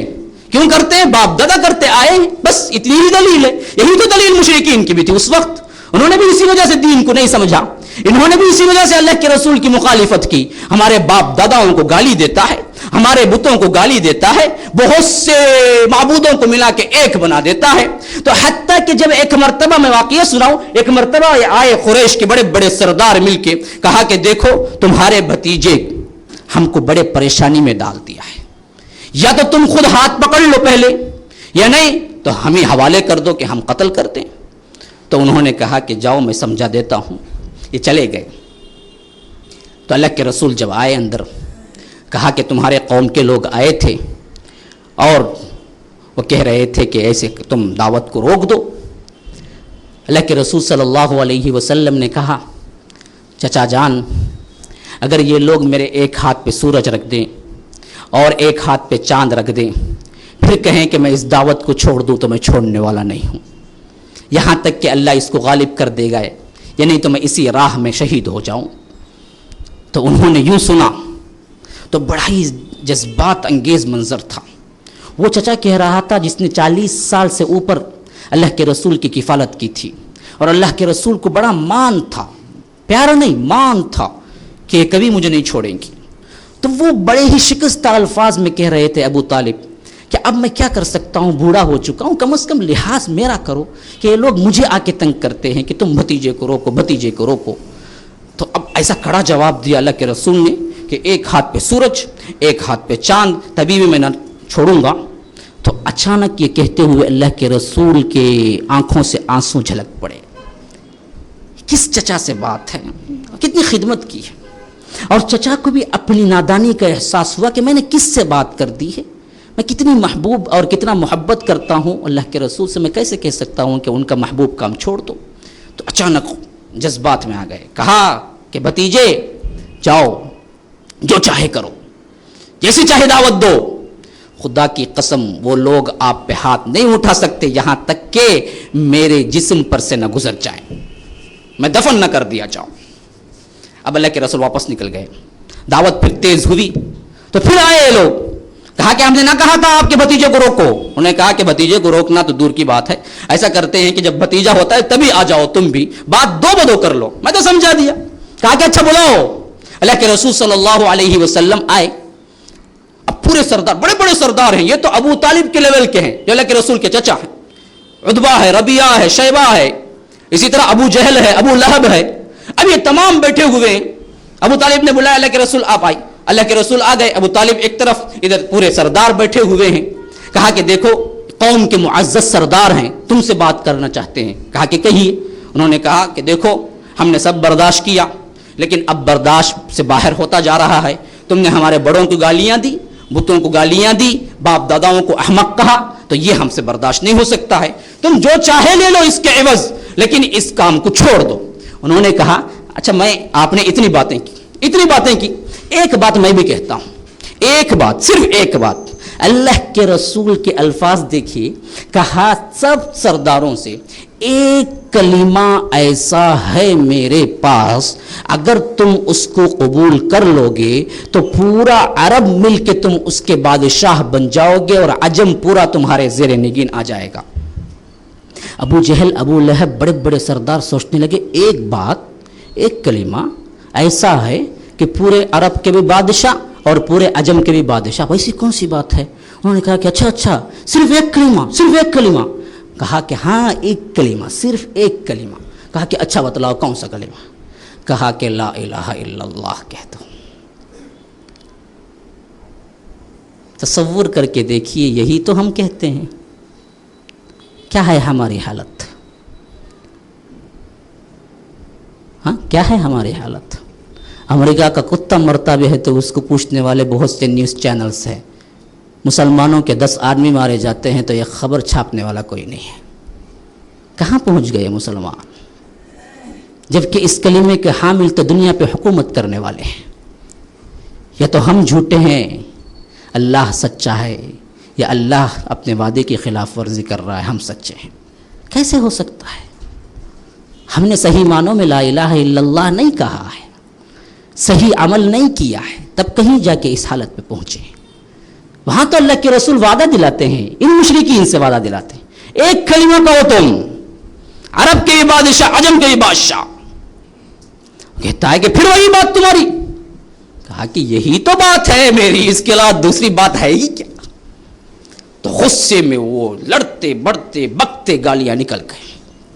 اللہ اس کی منظر کشی کر رہا ہے. دیکھیے کتنی بہترین منظر کشی ہے. صاد والقرآن ذی الذکر بل الذین کفروا فی عزت وشقاق کم اہلکنا من قبلہم من قرن فنادوا ولا تحین مناص وعجبوا ان جاءهم منذر منهم فقال الكافرون هذا ساحر كذاب اجعل الآلهة إلها واحدا ان هذا لشيء عجاب وانطلق الملأ منهم ان امشوا واصبروا على آلهتكم ان هذا لشيء يراد ما سمعنا بهذا في الملة الآخرة ان هذا الا اختلاق.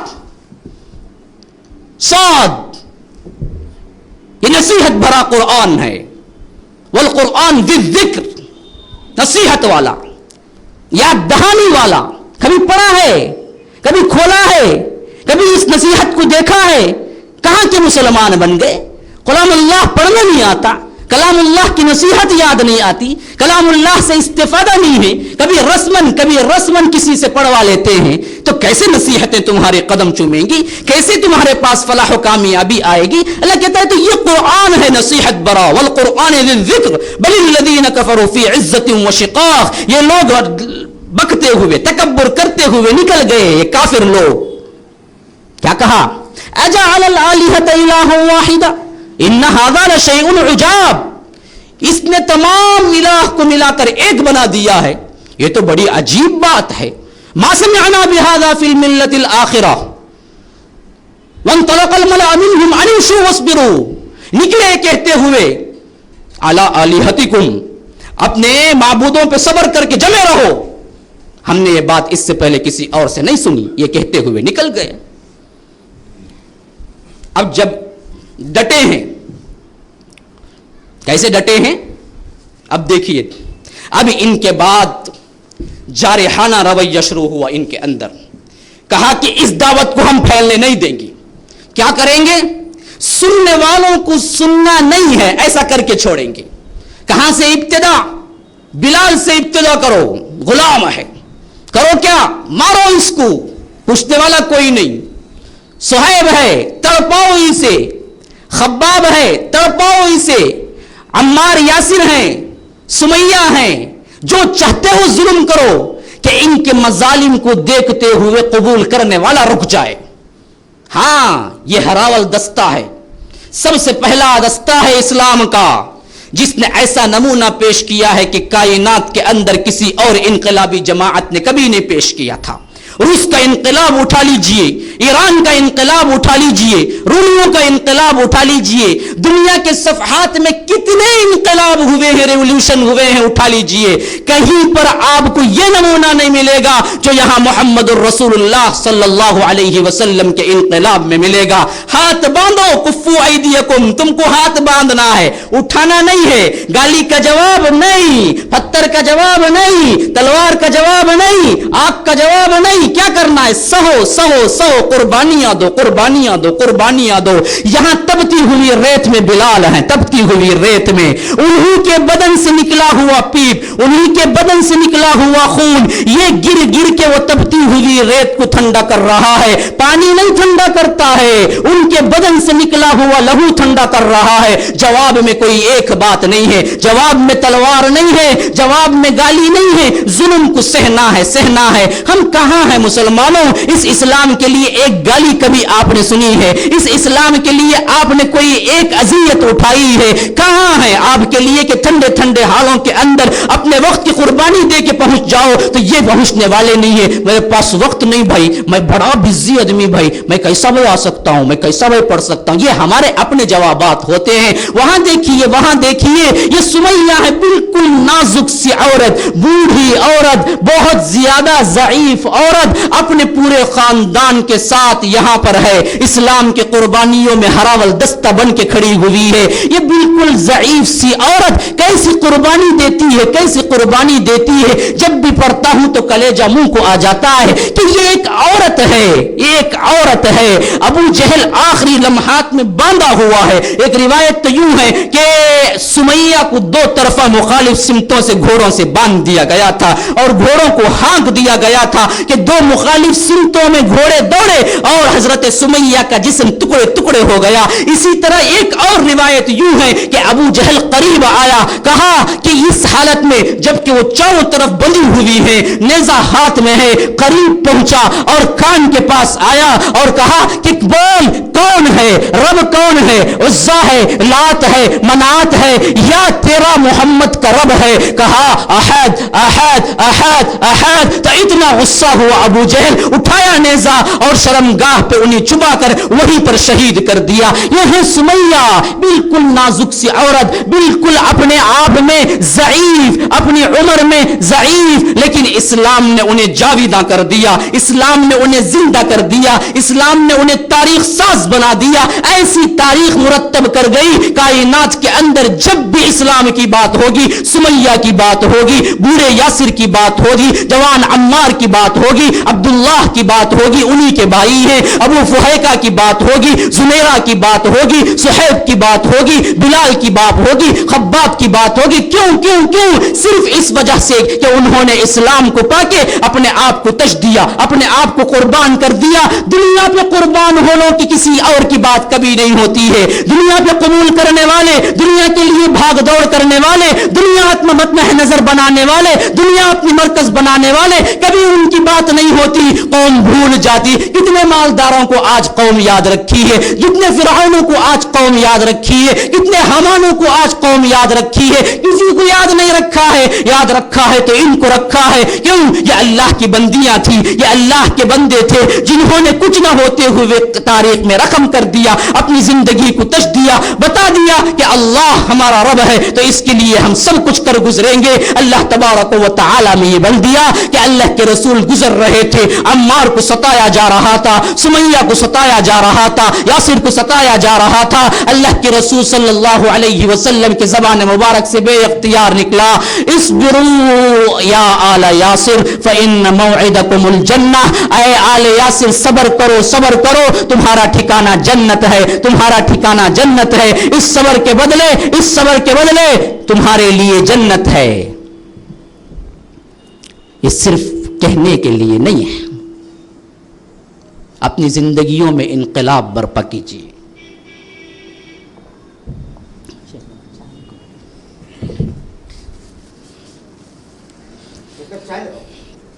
اپنی زندگیوں میں انقلاب لائیے. اپنی زندگیوں کے ان کے اندر موازنہ کر کے دیکھیے क्या ये लोग नहीं हैं? क्या ये इंसान नहीं थे? क्या इनके जिस्म नहीं थे? क्या इनके जज्बात नहीं थे? क्या इनको दुनिया में जिंदगी गुजारने की ख्वाहिश नहीं थी? फिर क्यों इनकी जिंदगियां तब्दील हो गई? वो क्या चीज मिली जिसके तहत इन्होंने ये सब कुछ बर्दाश्त कर लिया? अगर आप कहेंगे तो वो इस्लाम है, तो आपको भी वही इस्लाम मिला है। आप कहेंगे वो तौहीद है, तो आपको भी वही तौहीद मिली है। आप कहेंगे वो कलिमा है ला इलाहा इल्लल्लाह, तो आपको भी वही कलिमा मिला है। लेकिन किस ना कुछ तब्दील हो गए आप। कितनी इंकलाब बर्पा की आपकी जिंदगी में? नहीं, सिफर। हम कुछ करने के लिए तैयार नहीं। जुनूद हमारे अंदर है, कोई तहरीक नहीं उठती। अल्लाह के लिए अपना तन मन धन लगाने का कोई जज्बा नहीं। बस रसूमात के चंद पाबंद हो गए, मिलादुन नबी आ गई, चले जाओ। मुहर्रम आ गया, कर लिए कुछ काम।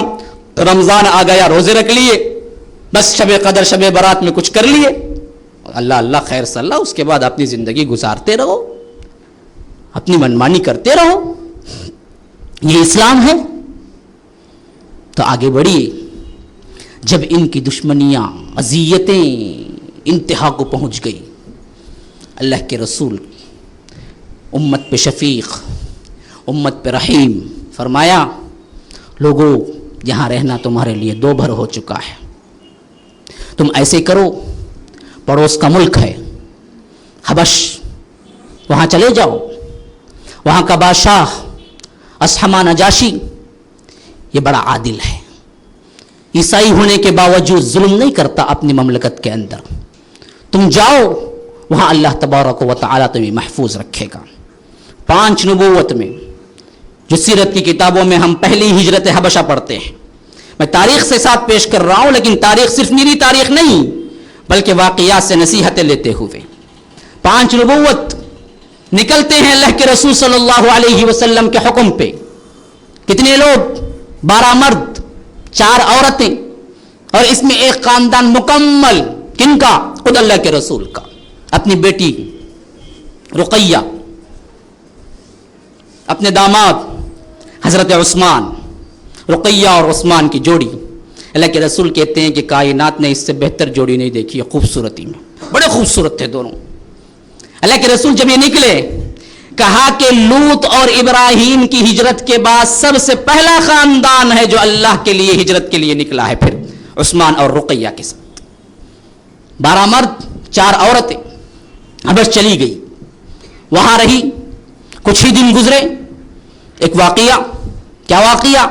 इबरतों को लिए हुए अल्लाह के रसूल अमूमन जाते काबतुल्लाह को, तवाफ करते, 2 गाना अदा करते, फिर जितना चाहे उसमें कुरान पढ़ते।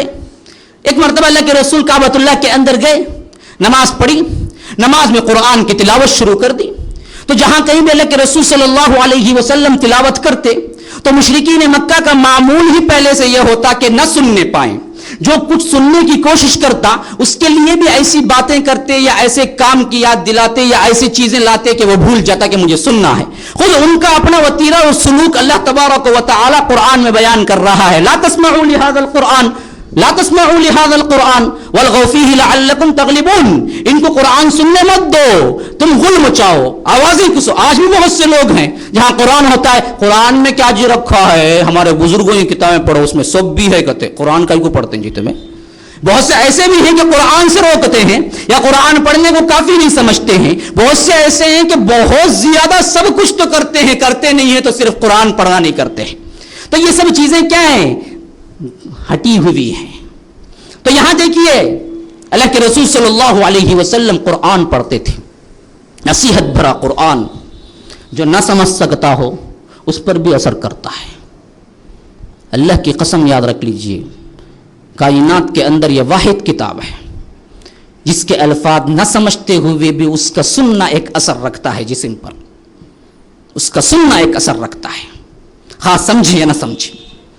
यहां तो अरब थे, फसीहुल अरब, अफसह अरब वहां बैठे हुए थे। वो तो कुरान को हमसे ज्यादा अच्छा समझते थे।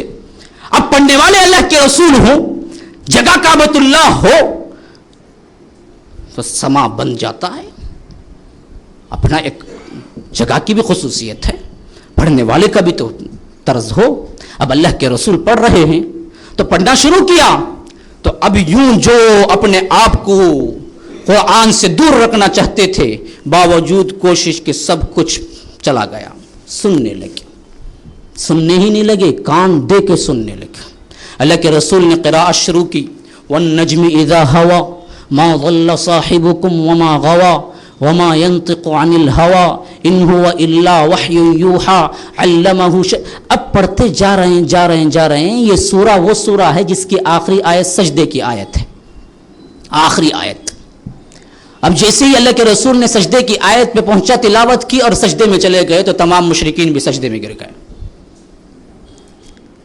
ہم قرآن سے اتنے دور ہیں, تراویح میں مولوی صاحب دوسری رکعت میں سجدہ ہے بولے تو سجدہ کرتے, بولنا نہیں سو کر لیے غلاٹا اوپر نیچے. بعض لوگ سجدے میں, بعض لوگ کیا کرنا نہیں کرنا سمجھ میں بھی نہیں آتا ان کو, کہ ان کو پتہ ہی نہیں وہ سجدے کی آیت ہے, مفہوم سجدے کا ہے. پڑھیں گے تو معلوم ہے نا کون سی بڑی بات ہے. پورے 14 ہیں, بعض علماء کے نزدیک 15 ہیں قرآن میں. اگر 15 ہی سجدے کی آیتیں یاد ہو جاتی مسلمانوں کو, تراویح میں سجدہ ہے بول کے کرنے کی ضرورت نہیں پڑتی. وہ بھی نہیں پڑھتے, اتنی دوری ہے. یہاں مشرکین مکہ دیکھیے کہ خود بخود سجدے میں چلے گئے. انہوں کون کہا تھا کہ سجدے میں جانا ہے؟ الفاظ مفہوم ہی ایسے تھے کہ خود چلے گئے. تو اب یہ سجدہ کرنے والی بات وہاں پہنچی تو یوں پہنچی کہ مشرکین مکہ مسلمان ہو گئے. پر اڑا تو پرندہ اڑا بولتے نہیں کیا؟ وہ ہماری بات ہے. افواہیں ایسے ہی بدلتی ہیں.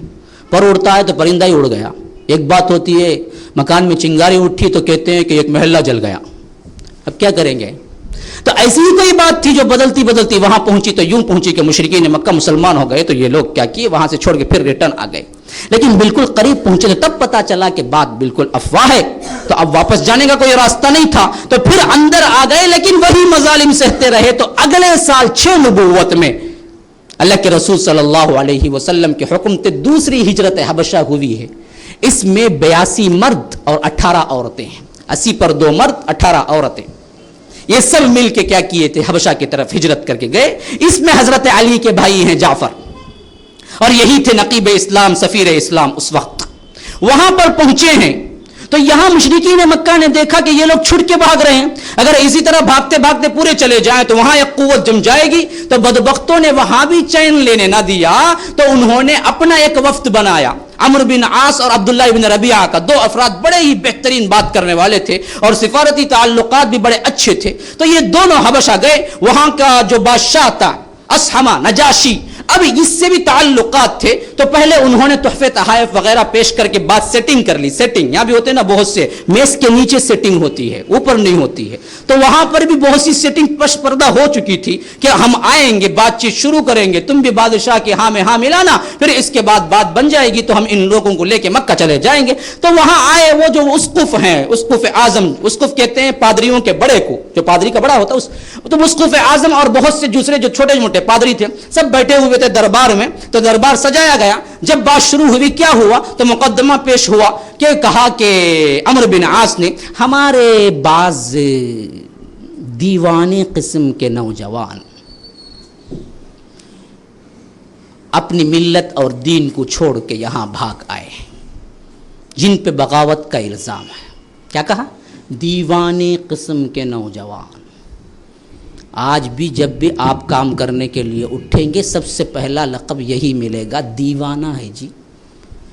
کیا رے یہ نوجوانی میں کرنے کے کام رے, ہم نہ معلوم نہیں کب کرنا, مدرسے کو جانا, بیٹھ تو ہمیں سب نہیں گئے کہ مدرسے کو, ہمیں قرآن نہیں پڑھے کی, جا کو پہلے پڑھ, انجینئرنگ کی ڈگری لے, کام کر, گھر سیٹ کر, بیوی بچے ہو جانتے, خبر میں پاؤں لٹک گئے تو آگے بیٹھ جائے ہم کہاں ستون پہ ٹیک لگا کے.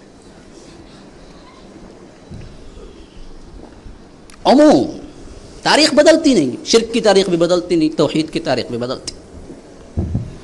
جب بھی اٹھتے ہیں انقلاب والے نوجوان ہوتے ہیں, یاد رکھ لیجئے, نوجوان امت کا سرمایہ ہیں. بیٹھے ہوئے نوجوان دیکھیں, امت کا سرمایہ ہیں. ہاں, کام ہے میرا تغیر, نام ہے میرا شباب, میرا نعرہ انقلاب و انقلاب و انقلاب. نوجوانوں کا نعرہ ہوتا ہے ریولوشن. یہ ہمیشہ کیے ہیں. جس امت کے نوجوان ٹی وی کے پیچھے, جس امت کے نوجوان تھرکنے والیوں کے پیچھے, جس امت کے نوجوان لڑکیوں کے پیچھے پڑ جائیں, پھر وہ امت کامیاب نہیں ہو سکتی. کہاں پہنچ گئے ہیں آج کے نوجوان؟ عیش و عشرت میں, گانوں میں, میوزک میں. یہ ہے تمہارا کام. تم تو قوموں کو جوان رکھنے والے ہو, تم قوم کا سرمایہ ہو. تم لٹ چکے تو قوم لٹ چکی. یہ وہ خطاب ہے جو عمرو بن عاص نے اس وقت کیا تھا. قریش کے طرف سے سفیر بن کے آئے, تبھی اسلام قبول نہیں کیا, لیکن یہ بھی صحابی ہیں بعد میں آگے چل کے. تو غرض کہ اس نے کہا کہ اچھا, میں جب تک ان سے بات نہ کر لوں میں کوئی فیصلہ نہیں کر سکتا, کیونکہ اللہ کے رسول نے گارنٹی دی تھی کہ وہاں عدل ہوتا ہے. تو بلوایا گیا. پہلے ہی بات ہو چکی تھی مسلمانوں کے اندر, اگر بادشاہ پوچھے تو صرف ہماری طرف سے ایک آدمی بات کرے, وہ جعفر بن ابی طالب ہوں گے. تو وہ آگے بڑھے, انہوں نے خطاب کیا. سب سے پہلا خطاب دربار کے اندر جنہوں نے کیا وہ جعفر بن ابی طالب ہیں. کہا کہ اے بادشاہ, ہم کون تھے؟ اپنے آپ سے غافل لوگ تھے. ہر ظالم مظلوم, جو کچھ ہوا کرتا تھا, ہر ظالم جو ظلم چاہتا مظلوم پہ کرتا. پوچھنے والا کوئی نہیں تھا. عورتوں کی کوئی عزت نہیں تھی. عورتوں کی کوئی کب عزت کی بات ہو رہی ہے جبکہ عورت کو عورت نہیں سمجھا جا رہا تھا. آج کہتے ہیں جو کچھ آزادی نسواں کے قائل ہیں کہ ہم نے آزادی دی. یورپین کنٹریز کے جو لوگ ہیں وہ کہتے ہیں کہ ہم نے کیا ہے عورت کو آزادی. بدبختو, عورت کی آزادی کا تصور سب سے پہلے اسلام نے دیا تھا, جو جعفر بن ابی طالب نے نجاشی کے دربار میں کہا تھا. عورتوں کی کوئی عزت نہیں تھی, لیکن ہمارے رسول نے عورتوں کی عزت سکھائی تھی. ہم میں جو لاچار تھے, غریب تھے, مزدور پیشہ تھے, ان کے حق دلوایا تھا اور ہمیں بتایا تھا کہ ایک اللہ کی عبادت کرو. تو قوم ہماری دشمن ہو گئی, ہم پہ اذیتیں کرنے لگی. تو اللہ کے رسول نے ہمیں حکم دیا کہ یہاں چلے جاؤ, یہاں بادشاہ ہے, عدل والا بادشاہ ہے. تو عمرو بن عاص نے کہا, مختصر کر کے کہہ رہا ہوں, یہ دوسری مرتبہ ہوا, عمرو بن عاص نے کہا کہ دیکھو دیکھو, یہ بات وہ کر رہا ہے جو نہیں کرنا چاہیے. اصل میں اس کا نبی آپ کے نبی کو بھی نہیں مانتا, آپ کے دین میں بھی داخل نہیں ہوا ہے. اصحابہ کو تھٹکا, کہا کہ کیا کہہ رہے ہو تم عیسیٰ کے بارے میں؟ اب تو جعفر بن ابی طالب کو بھی مسئلہ پیش آ گیا کہ کیا وضاحت کرے. اگر کہہ دیں کہ بیٹا نہیں ہے تو بادشاہ کا عقیدہ تو بیٹے کا ہے, لیکن سلیم الفطرت یہ مسلمانوں کا وتیرہ ہے. علم نے رہنمائی کی, عقل نے رہنمائی کی. جھوٹ نہیں بولنا ہے مجھے, کچھ بھی ہو جائے. کہا ہم وہی کہتے ہیں جو ہمارے رسول نے ہمیں کہا ہے. اصحابہ نے پوچھا کیا کہتے ہو تمہارے رسول نے؟ کہا کہ ہمارے رسول کہتے ہیں کہ وہ اللہ کے کلمے ہیں, اللہ کی روح ہیں, وہ بڑے معزز ہیں, اللہ کے بندے ہیں. تو اس نے کہا کہ دیکھو دیکھو دیکھو, یہ اللہ کا بیٹا نہیں کہہ رہا, اللہ کے بندے کہہ رہا. اصحابہ نیچے پڑا ہوا ایک دن کا اٹھایا, کہا کہ دیکھو تم نے جو کچھ میرے نبی کے بارے میں بتلایا ہے وہ اس دن کے سے بھی کچھ بڑھ کے نہیں ہے, یعنی جو صحیح ہے وہ بتلا دیا. یہ ہوتی ہے سچائی کی فتح. ہمیشہ جھوٹ کبھی غالب آتا ہے تو کچھ دیر کے لیے, لیکن سچائی کی ہمیشہ فتح ہوتی ہے.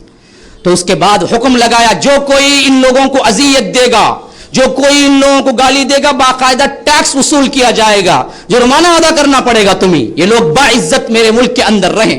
تو یہاں پر تو معاملہ ختم ہو گیا. یہاں دیکھیے, لیکن جو بچ کے رہ گئے تھے, جن کے پاس وہ وسائل بھی نہیں تھے کہ ہجرت کر کے چلے جائیں مکے سے, ان پہ اور اذیتیں زیادہ شروع ہو گئی.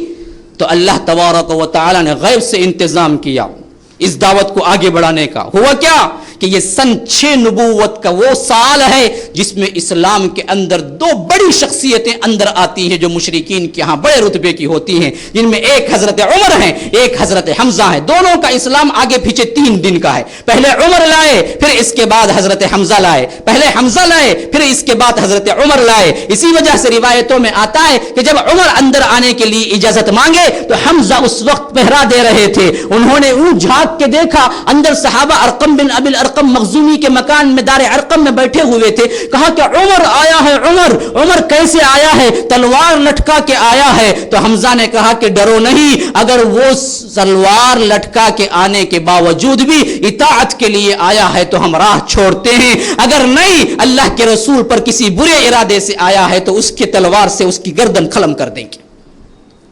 لیکن یہاں تو عمر وہ تلوار اللہ کے رسول کو پیش کرنے کے لیے آیا تھا. اندر داخل ہوتے ہیں، اللہ کے رسول یوں ہاتھ پکڑ کے کہتے ہیں کہ عمر بتاؤ کیوں آئے ہو؟ کہتے ہیں کہ اللہ کے رسول اسلام قبول کرنے آیا ہوں۔ بڑا لمبا واقعہ، وقت نہیں ہے میرے پاس۔ تو یہاں سے پھر اسلام کا ایک نیا نشأت ثانیہ، نیا ابھر، کیسا ابھرتا ہے اب اسلام قبول کرتے ہیں تو کہتے ہیں کہ اللہ کے رسول حق میں نہیں ہے۔ اللہ کے رسول کہتے ہیں ہاں اس میں کیا شک ہے؟ کافر باطل پہ نہیں ہے؟ کہتے ہیں کہ ہاں اس میں کیا شک ہے؟ تو کہتے ہیں کہ پھر ہم کیوں چھپ چھپ کے نماز ادا کریں؟ آج کیوں ایسا نہ کر لیا جائے کہ علی الاعلان کعبۃ اللہ میں ہم سب مل کے نماز ادا کریں؟ اللہ کے رسول کو یہ تجویز بڑی پسند آتی ہے۔ کہتے ہیں کہ ہاں 20-40 مسلمان کل ہوتے ہیں اس وقت، کہتے ہیں کہ 20-20 کی 2 ٹکڑی بنا لو، ایک ٹکڑی کا امیر حمزہ ہوگا، ایک ٹکڑی کا امیر تم، ایک 20 کی ٹکڑی عبادت کرے گی، نماز پڑھے گی تو تم پہرا دینا، پھر اس کے بعد وہ ٹکڑی پہرا دینا، پھر وہ نماز پڑھنا۔ 40 لوگ نکلتے ہیں، حیران ہے مشرکین، لیکن ساتھ میں شیر خدا حمدہ ہے اور ساتھ میں ادھر عمر خطاب کا بیٹا عمر ہے، کوئی دم مارنے کی مجال نہیں۔ 40 کے 40 افراد پہنچتے ہیں حرم کے اندر، علی الاعلان نماز پڑھتے ہیں۔ اللہ کے رسول صلی اللہ علیہ وسلم اتنے خوش ہوتے ہیں، کہتے ہیں کہ تم فاروق ہو، اسی سے انہیں فاروق کا لقب ملا کہ فرق کرنے والا، قائم حق و باطل کے درمیان فرق کر کے رکھ دیا حضرت عمر نے۔ پھر آگے بڑھیے، 1 سال کی مدت نہیں، یہ لوگ آتے ہیں، کہتے ہیں کہ اب تو بہت زیادہ تمہارے بھتیجے کی کارروائیاں بڑھ چکی ہیں، یا تو تم قتل کرنے کے لیے ہم ہی دے دو یا ہم خود تمہیں ایک لڑکا دے دیتے ہیں اس کے بدل، اور اس کو لے جاتے ہیں۔ ولید کا بیٹا، یہ خالد ابن الولید سنتے ہیں نا، ان کا بھائی ہے، ولید کا بیٹا عمارہ، یہ بڑا خوبصورت تھا اور بڑا دولت مند تھا۔ یہ بدبخت لوگ آتے ہیں ابو طالب کے پاس اور کہتے ہیں کہ دیکھو ہم اللہ کے رسول کو ہمیں دے دو، ہم تمہیں عمارہ کو دے دیتے ہیں، تم پالو پوسو اس کو اور ہم لے جا کے محمد کو قتل کر دیتے ہیں۔ وہ کہتے ہیں کہ بدبخت تو کیا بات کرتے ہو، تم غیروں کا بیٹا لا کے دو، میں اس کو کھانا ڈالوں پالوں پوسوں، اور اپنا بیٹا لے جاؤ تم قتل کر دو، یہ کوئی عقل کی بات ہے جو تم کر رہے ہو؟ جاؤ جو چاہے کرنا ہے کر لو، ہم بھی محمد کی حفاظت کریں گے صلی اللہ علیہ وسلم۔ یہ کہہ کے جب ان کو بھیجتے ہیں تو اپنے خاندان والوں کو بلاتے ہیں اور کہتے ہیں کہ دیکھو اب میں بوڑھا ہو چکا ہوں، بنی ہاشم کے سب لوگ جمع ہو جائیں اور محمد الرسول اللہ صلی اللہ علیہ وسلم کی حمایت کریں، کافر ہو کہ مشرک کوئی بھی ہو، لیکن خاندانی عصبیت کے لحاظ سے حفاظت کریں۔ تو تمام بنی ہاشم مل جاتے ہیں سوائے ابو لہب کے، یہ بدبخت ہے جو نہیں ملتا ہے، بقیہ تمام کے تمام مل جاتے ہیں اور اعلان کرتے ہیں کہ ہم سب مل کے محمد الرسول اللہ صلی اللہ علیہ وسلم کی حفاظت کرتے ہیں۔ جب اس واقعے کی اطلاع وہاں پہنچتی ہے تو وہ لوگ بھی ایک پلاننگ کرتے ہیں، وہ کہتے ہیں کہ اچھا یہ لوگ مل گئے تو ہم بھی سب مل کے اب علی الاعلان کہہ دیں گے کہ مکمل طور پہ بائیکاٹ کر دیں گے، نہ شادی بیاہ ہوگی بنی ہاشم سے، نہ تجارت ہوگی، نہ لین دین ہوگا، نہ بات چیت ہوگا، کچھ بھی نہیں ہوگا، ہم الگ وہ الگ۔ تو خط کھینچ دیا جاتا ہے، یہ لوگ ایک پہاڑی کے دامن میں شیب بنی ہاشم شیب ابی طالب کے اندر محصور ہو جاتے ہیں اور یہ لوگ مکمل طور پہ بائیکاٹ کر لیتے ہیں۔ 7 نبوت سے لے کے 10 نبوت تک کی یہ 3 سال مکمل بائیکاٹ کے نام سے سیرت النبی میں جانے جاتے ہیں کہ کوئی ان سے لین دین نہیں ہوا، کوئی تجارتی سامان، کوئی کھانے پینے کی چیز، کوئی چیز اندر نہیں آتی، حتیٰ کہ اللہ کے رسول صلی اللہ علیہ وسلم کہتے ہیں کہ ہمارے اوپر ایسے فاقے بھی آئے کہ کئی رات دن گزر جاتے، کوئی جاندار جو غذا کھا سکتا ہے وہ غذا ہم کو نہیں ملتی۔ انسان کھا سکتا ہے یہ نہیں، کوئی جاندار جو غذا کھا سکتا ہے وہ غذا ہم کو نہیں ملتی، حتیٰ کہ چمڑے حشرات الارض جو چمڑے چھوڑ کے چلے جایا کرتے تھے نا، وہ بھی کبھی کبھار ہم کو ملتے تو ہم دھو کے کھا لیتے۔ کس کی حالت؟ کائنات کے حبیب کی حالت۔ حضرت بلال کہتے ہیں کہ ایسا زمانہ بھی گزرا ہے کہ 3-3 4-4 دن کے بعد ہمیں کھجور کا ایک ٹکڑا ملتا تھا۔ ایسا زمانہ بھی گزرا ہے کہ کئی دن رات گزر جاتے کہ بچوں کو مائیں دودھ پلانے کے لیے ان کے چھاتیوں میں دودھ تک نہ ہوتا۔ کچھ کھائیں تو دودھ آیا، کھاتے ہی نہیں تو دودھ کہاں سے آئے گا؟ بچوں کی رونے بلکنے کی آوازیں اس وادی سے باہر جاتی، لیکن کوئی مشرک ہمارے ساتھ تعاون کرنے کے لیے تیار نہ ہوتا۔ اور اس عرصے میں کتنے، 1 دن 2 دن 1 ماہ 2 ماہ نہیں، پورے 3 سال محصور رہے ہیں محمد الرسول اللہ صلی اللہ علیہ وسلم۔ صحیفہ لکھا گیا کہ کوئی لین دین نہیں کریں گے، شادی بیاہ نہیں کریں گے، اور کعبۃ اللہ میں لٹکا دیا گیا۔ لیکن اللہ کے رسول نے ایک مرتبہ اپنے چچا کو اطلاع دی کہ میرا رب کہتا ہے آپ جائیں اس صحیفے کے اندر جو کچھ لکھا گیا ہے سب مٹ چکا ہے سوائے اللہ کے نام کے علاوہ. وہ لوگ بھی اللہ کو مانتے تھے, بسمک اللہم وہ بھی کہتے تھے. یاد رکھ لیجیے, اللہ کو نہیں مانتے تھے, نہیں, وہ مانتے تھے, توحید کو نہیں مانتے تھے. آج بھی بہت سے لوگ ہیں جو اللہ کو تو مانتے ہیں لیکن شرک کے ساتھ مانتے ہیں, تو وہ لوگ بھی مانتے تھے. تو اللہ تبارک و تعالی نے یہ حکم, یہ وحی کی اللہ کے رسول پر کہ جاؤ جا کے دیکھو صحیفے کو, سب مٹ چکا ہے, اللہ کا نام باقی ہے. ابو طالب باہر نکلے. اسی اسنا میں بہت سے لوگوں کے دلوں میں بھی خیال آیا کہ ہم نے بہت زیادہ اذیتیں کی ہیں, تکلیف دی ہے قریش کو, تو وہ بھی توڑنے ہی کے لیے تھے اس معاہدے کو کہ ابو طالب آ کے کہا کہ سرداروں کے درمیان دیکھو میرا بھتیجا کہتا ہے کہ اس کے رب نے وحی کی ہے کہ جو صحیفہ تم نے لکھا ہے اس میں اب کوئی چیز باقی نہیں ہے سوائے اللہ کے نام سے. اگر وہ بات یہ صحیح کہہ رہا ہے تو تم اس بائیکاٹ کو ختم کرو, اگر غلط ہو تو ہم اس کو جھیلنے کے لیے تیار ہیں. جب لوگ آگے بڑھتے ہیں اور صحیفہ اتارتے ہیں تو یہ عجیب منظر دیکھتے ہیں کہ دیمک سب کو کھا چکی ہے لیکن جہاں جہاں اللہ کا نام ہے وہ صرف باقی ہے. تو اس حیثیت سے مکمل بائیکاٹ ختم ہوتا ہے. بھائی 5-10 منٹ لے لیتا ہوں شیخ, ہم لے لیں گے کیونکہ کل بھی تو کیا ہے, اتوار ہے نا, چھٹی کا دن ہے. رات تو ایسے ویسے بھی گزر جاتی ہے, ہفتے کی اچھی محفل میں گزر جائے تو کون سی بات ہے. زیادہ وقت نہیں لوں گا, پوری رات آپ کو دینے کے لیے تیار ہیں. تو اب یہ 10 سال نبوت کے 10 سال مکمل, معاہدہ ٹوٹتا ہے, شعب سے باہر نکلتے ہیں, لیکن 3 سال برابر کھایا پیا نہ ہو تو حالتیں کیا ہوں گی؟ یہی حالتیں ہوتی ہیں. نوجوان تو کچھ برداشت کر لے سکتے ہیں لیکن بوڑھے کہاں برداشت کریں گے. ابو طالب کی حالت غیر ہو چکی ہوتی ہے, حضرت خدیجۃ الکبریٰ کی حالت غیر ہو چکی ہوتی ہے. اسی وجہ سے جب اس شعب سے باہر نکلتے ہیں تو آگے پیچھے بہت کم وقفے کے اندر یہ دونوں گزر جاتے ہیں. خدیجۃ الکبریٰ کی وفات بھی ہو جاتی ہے 10 نبوت کو, ابو طالب کی وفات بھی 82 سال کی عمر میں ہو جاتی ہے, اور 60 پر 5 سال کی عمر میں حضرت خدیجۃ الکبریٰ کی وفات ہو جاتی ہے. اللہ اکبر. سیرت نگار لکھتے ہیں کہ اللہ کے رسول کے غم کا سال, 10 نبوت غم کا سال. کیوں؟ بڑے 2 واقعات اللہ کے رسول کو 2 دھچکے پہنچے تھے. سب سے محترم اور شفیق بیوی خدیجۃ الکبریٰ ساتھ چھوڑ گئی. اسی طرح اپنا سب کچھ دے کے جو چچا نے کفالت کی تھی ان کا ساتھ بھی چھوٹ چکا. جب وفات قریب آتی ہے اللہ کے رسول صلی اللہ علیہ وسلم کے پاس ایک مرتبہ جبرائیل آتے ہیں, کہتے ہیں کہ اللہ کے رسول آپ کی بیوی خدیجہ آ رہی ہیں, ان کے سامان کے اندر کوئی سالن وغیرہ ہے جو پیش کرنے کے لیے آپ کو لا رہی ہیں, آپ کو ان کو خبر کر دیں. جب وہ آئیں اللہ سلام کہتا ہے اور میں بھی سلام کہتا ہوں, اور یہ بات کی بھی خبر کر دیں کہ جنت میں ایک موتیوں کا ایسا محل ان کے لیے تیار ہے جس کے اندر کوئی شور و غوغا نہیں ہوگا.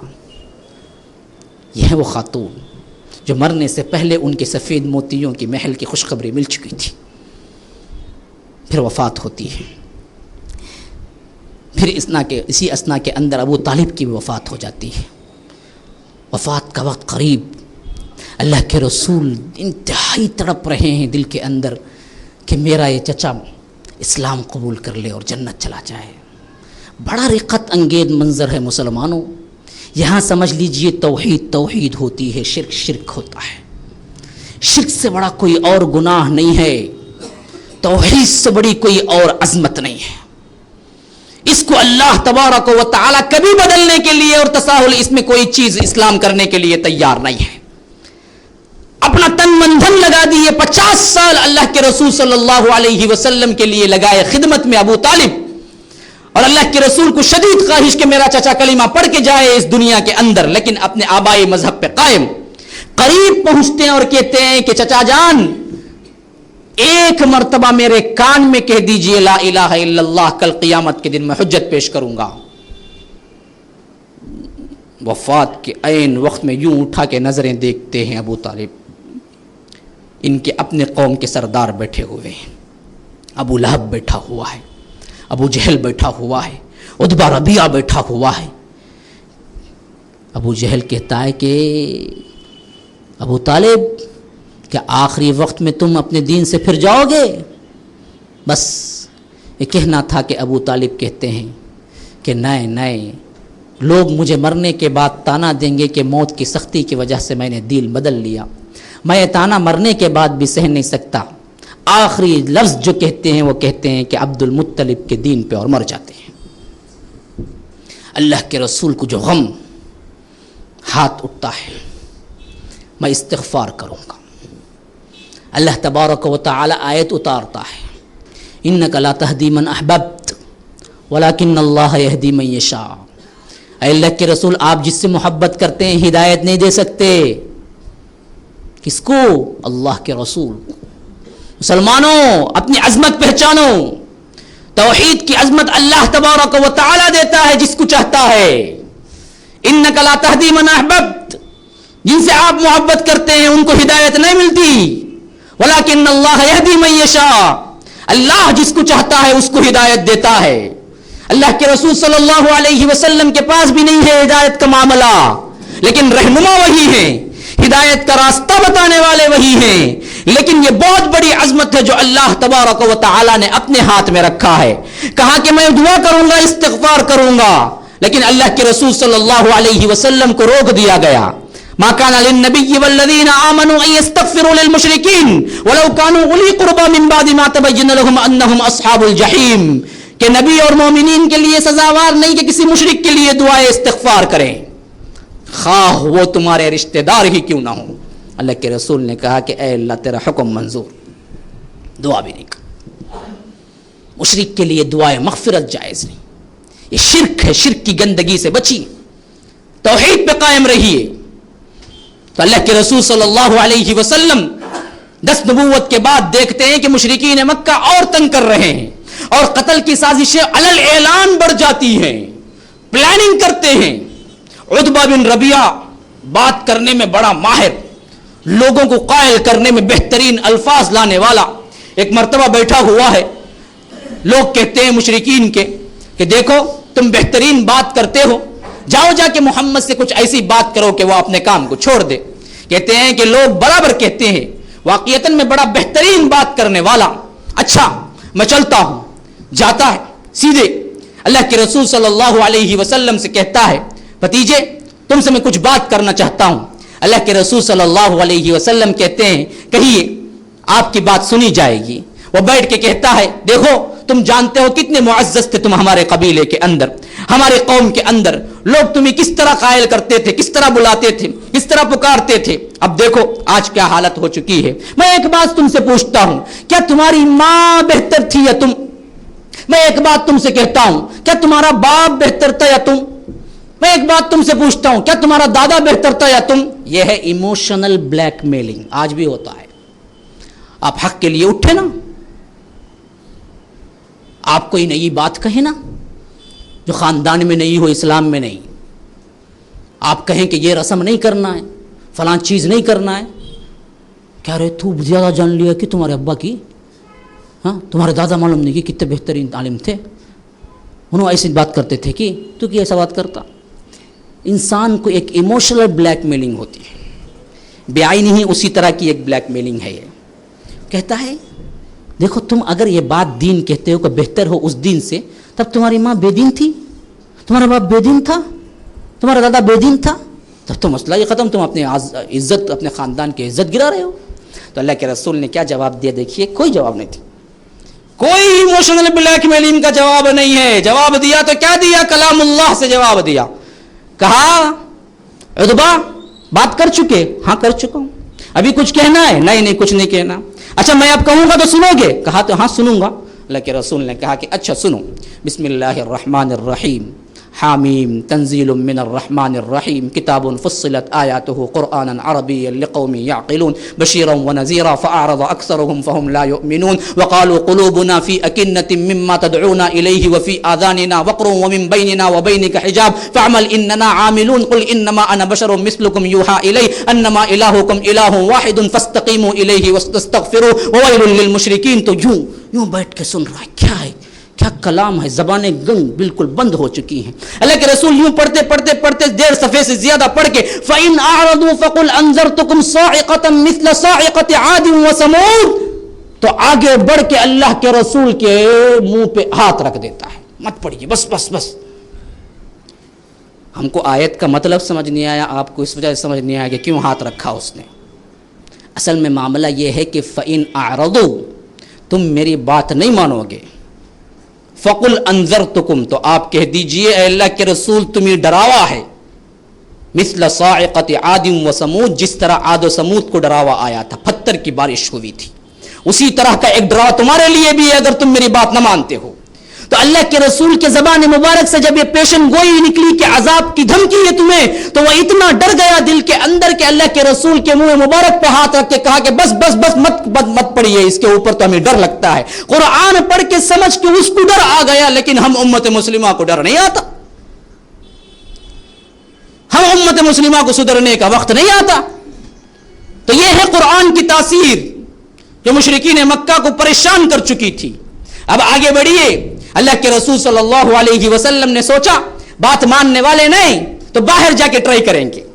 تو نکلا, مکہ چھوڑا, طائف پہنچے. 3 سردار تھے, عبد یالیل, حبیب, مسعود, تینوں ایک ہی باپ کے بیٹے تھے. سب کے سامنے پیش کیا, بدبختوں نے اس سے ناروا سلوک کیا. ایک نے کہا کہ تم رسول ہو, تم رسول ہو تو پر تو میں کیا کرنا ہے کہ کعبے کا پردہ ہی چاک کر دینا ہے. اتنا رسول گر چکا ہے کہ ایک معمولی آدمی رسول بن جائے, یہ تو میں مانتا ہی نہیں. اور ایک بدبخت نے کہا کہ تم رسول ہو تو تب میں بات ہی نہیں کرتا, اگر سچے ہو تو بات کر کے نہ مانا تو بڑا عذاب آئے گا, اگر جھوٹے ہو تو ایسے شخص سے بات ہی کرنا نہیں چاہتا. ایسی لن ترانیاں کیے ہیں, مذاق کیا ہے. صرف اتنا ہی نہیں, جب اللہ کے رسول نکلنے لگے, اللہ کے رسول نے کہا کہ اچھا نہیں مانے, بات کو کم از کم خفیہ رکھ لو. بدبختوں نے کہا کہ ہم کیوں رکھیں, بات کو اعلان کر کے چھوڑ دیا.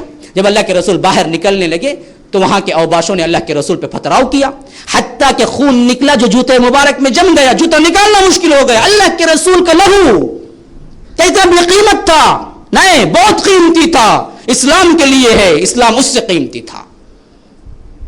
آپ سمجھا کیوں مصیبتیں اٹھا رہے ہیں, کیوں مار کھا رہے ہیں؟ نمونہ کیا ہے؟ اگر اللہ تبارک و تعالی معجزے سے اسلام نافذ کرنا تھا تو اللہ کے رسول کی یہ خراش نہیں آتی. نہیں, اللہ بتلانا چاہتا تھا کہ اسلام کی راہ ہے, کانٹوں کی راہ ہے, پھولوں کی سیج نہیں ہے, تمہیں قربانیاں دینی پڑیں گی. تمہارا رسول جو سب سے معزز تھا قربانی دیا ہے. ام حسبتم ان تدخلوا الجنہ ولما يأتكم مثل الذين خلوا من قبلكم احسب الناس ان يتركوا ان يقولوا آمنا وهم لا يفتنون ولقد فتنا الذين من قبلهم فليعلمن الله الذين صدقوا وليعلمن الكاذبين. اللہ پوچھتا ہے کیا تم ایمان لائے چھوڑ دیے جاؤ گے, تم آزمائے نہیں جاؤ گے, تم پہ مصیبتیں نہیں آئیں گی. تم سے پہلے ہر قوم پہ مصیبتیں آئی ہیں, آزمائش آئی ہے, اس میں جو کھرا اترا انہی کے لیے اسلام ہے, انہی کے لیے جنت ہے. جو اس سے پیٹ پھیرے ان کے لیے جنت نہیں ہے. اللہ کے رسول نے طائف میں مار کھایا, واپس نکلے, جنوں کی ایک جماعت نے اسلام قبول کیا, مکہ آئے, پھر اپنی دعوت شروع کی. ابو طالب کا انتقال, حضرت خدیجہ الکبریٰ کا انتقال, پھر اس کے بعد طائف کا مار کھانا اتنا افسردہ کر چکا تھا کہ اللہ تبارک و تعالی نے اس کو مٹانے کے لیے معراج عطا کی. معراج 11 نبوت یا 12 نبوت یا 13 نبوت کے اندر پیش آیا, لیکن اس کے بعد پیش آیا. اللہ کے رسول صلی اللہ علیہ وسلم یہاں سے وہاں تک, حرم کعبہ سے لے کر بیت المقدس تک سفر کیا, یہ زمینی سفر. پھر یہاں سے نکلا, اسرا کا وہ سفر شروع ہوا جو آسمانی سفر, بیت المقدس سے آسمانوں پر, 7 آسمانوں پر. پہلے آسمان پہ پہنچے, حضرت آدم سے ملاقات کی. دوسرے آسمان پہ پہنچے, حضرت یحییٰ اور عیسیٰ سے ملاقات کی. تیسرے آسمان پہ پہنچے, حضرت یوسف سے ملاقات کی. چوتھے آسمان پہ پہنچے, حضرت ادریس سے ملاقات کی. 5ویں آسمان پہ پہنچے, حضرت ہارون سے ملاقات کی. 6 آسمان پہ پہنچے, حضرت موسیٰ سے ملاقات کی. 7ویں آسمان پہ پہنچے, حضرت ابراہیم علیہ السلام سے ملاقات کی. پھر وہاں سے آگے بڑھے, سدرۃ المنتہا تک پہنچے. پھر وہاں سے پہنچے جہاں اللہ تبارک و تعالی پہنچانا چاہتا تھا. پھر وہاں سے کلام ہوا. کیا کلام ہوا یہ اللہ تبارک و تعالی بہتر جانتا ہے. فأوحى إلى عبده ما أوحى ما كذب الفؤاد ما رأى أفتمارونه على ما يرى ولقد رآه نزلة أخرى. یہ پورا واقعہ نجم کے اندر موجود ہے. وما زاغ البصر وما طغى، نہ نگاہ بہکی نہ حد سے آگے بڑھی. یعنی ایسا منظر تھا جو اللہ کے رسول صلی اللہ علیہ وسلم نے دیکھا. نہ دھوکہ ہوا نہ اس میں کس بیانی ہوئی، لیکن آئے لے کے کیا لے کے آئے؟ نماز لے کے آئے. الصلاۃ معراج المؤمنین، مومنین کی بھی معراج یہ نماز ہے. یہ نماز لے کے آئے. نماز ہی وہ ایک حکم ہے جو زمین پہ عطا نہیں ہوا مسلمانوں. اللہ نے عطا کرنے کے لیے ساتوں آسمانوں کے اوپر بلایا. عظمت کے لیے صرف ایک بات کافی ہے، کوئی حکم آسمان پہ نہیں، ایک حکم آسمان پہ، وہ ہے نماز. نماز نماز نماز. اللہ کے رسول نے وفات کے قریب بھی کہا الصلاۃ الصلاۃ الصلاۃ وما ملکت ایمانکم. آخری الفاظ اللہ کے رسول کے بھی یہی تھے کہ نماز نماز نماز. لوگو نماز کی پابندی کرو، نماز کی اہمیت کو جانو. یہی آخری الفاظ تھے. پھر آگے بڑھیے. 11 نبوت، 12 نبوت، 13 نبوت. یہ 3 سال وہ 3 سال ہیں جن کے اندر اللہ تبارک و تعالی نے مدینے کا دروازہ کھول دیا اسلام کے لیے. یہاں سے لوگ آئے، اسلام قبول کیا، بات آگے بڑھی. اللہ کے رسول ہجرت کرے کیونکہ وقت ہو چکا ہے، تفصیل نہیں ہے. انشاءاللہ ہم اگلی جو ہماری آخری مجلس ہے غار حرا، غار ثور، یہاں آج تھا. غار ثور سے ہجرت سے رفیق الاعلیٰ تک انشاءاللہ اس میں میں بات کو تسلسل کے ساتھ رکھتا ہوں کیونکہ وقت ہو چکا ہے، نماز بھی پڑھنی ہے. هذا وباللہ التوفیق صلی اللہ وسلم علی نبینا محمد. اسأل اللہ لی ولکم ولسائر المسلمین من کل ذنب فاستغفروا انہ هو الغفور الرحیم. فخر عرب زیب محراب و منبر، تمام اہل مکہ کو ہمراہ لے کر گیا ایک دن حسب فرمان داور سوئے دشت، اور چڑھ کے کوہ صفا پر یہ فرمایا سب سے کہ اے آل غالب سمجھتے ہو تم مجھ کو صادق کے کاذب. کہا سب نے قول آج تک کوئی تیرا کبھی ہم نے جھوٹا سنا اور نہ دیکھا. کہا گر سمجھتے ہو تم مجھ کو ایسا تو باور کرو گے اگر میں کہوں گا کہ فوجیں گراں پشت کوہ صفا پر پڑی ہے کہ لوٹے تمہیں گھات پا کر. کہا تیری ہر بات کا یقین ہے کہ بچپن سے صادق ہے تو اور نبی ہے. کہا گر میری بات یہ دل نشیں ہے تو سن لو، خلاف اس میں اصلاح نہیں ہے تو سن لو، خلاف اس میں اصلاح نہیں ہے. کہ سب قافلہ یہاں سے ہے جانے والا، ڈرو اس سے جو وقت ہے آنے والا، ڈرو اس سے جو وقت ہے آنے والا. بلغ العلا بکمالہ کشف الدجى بجمالہ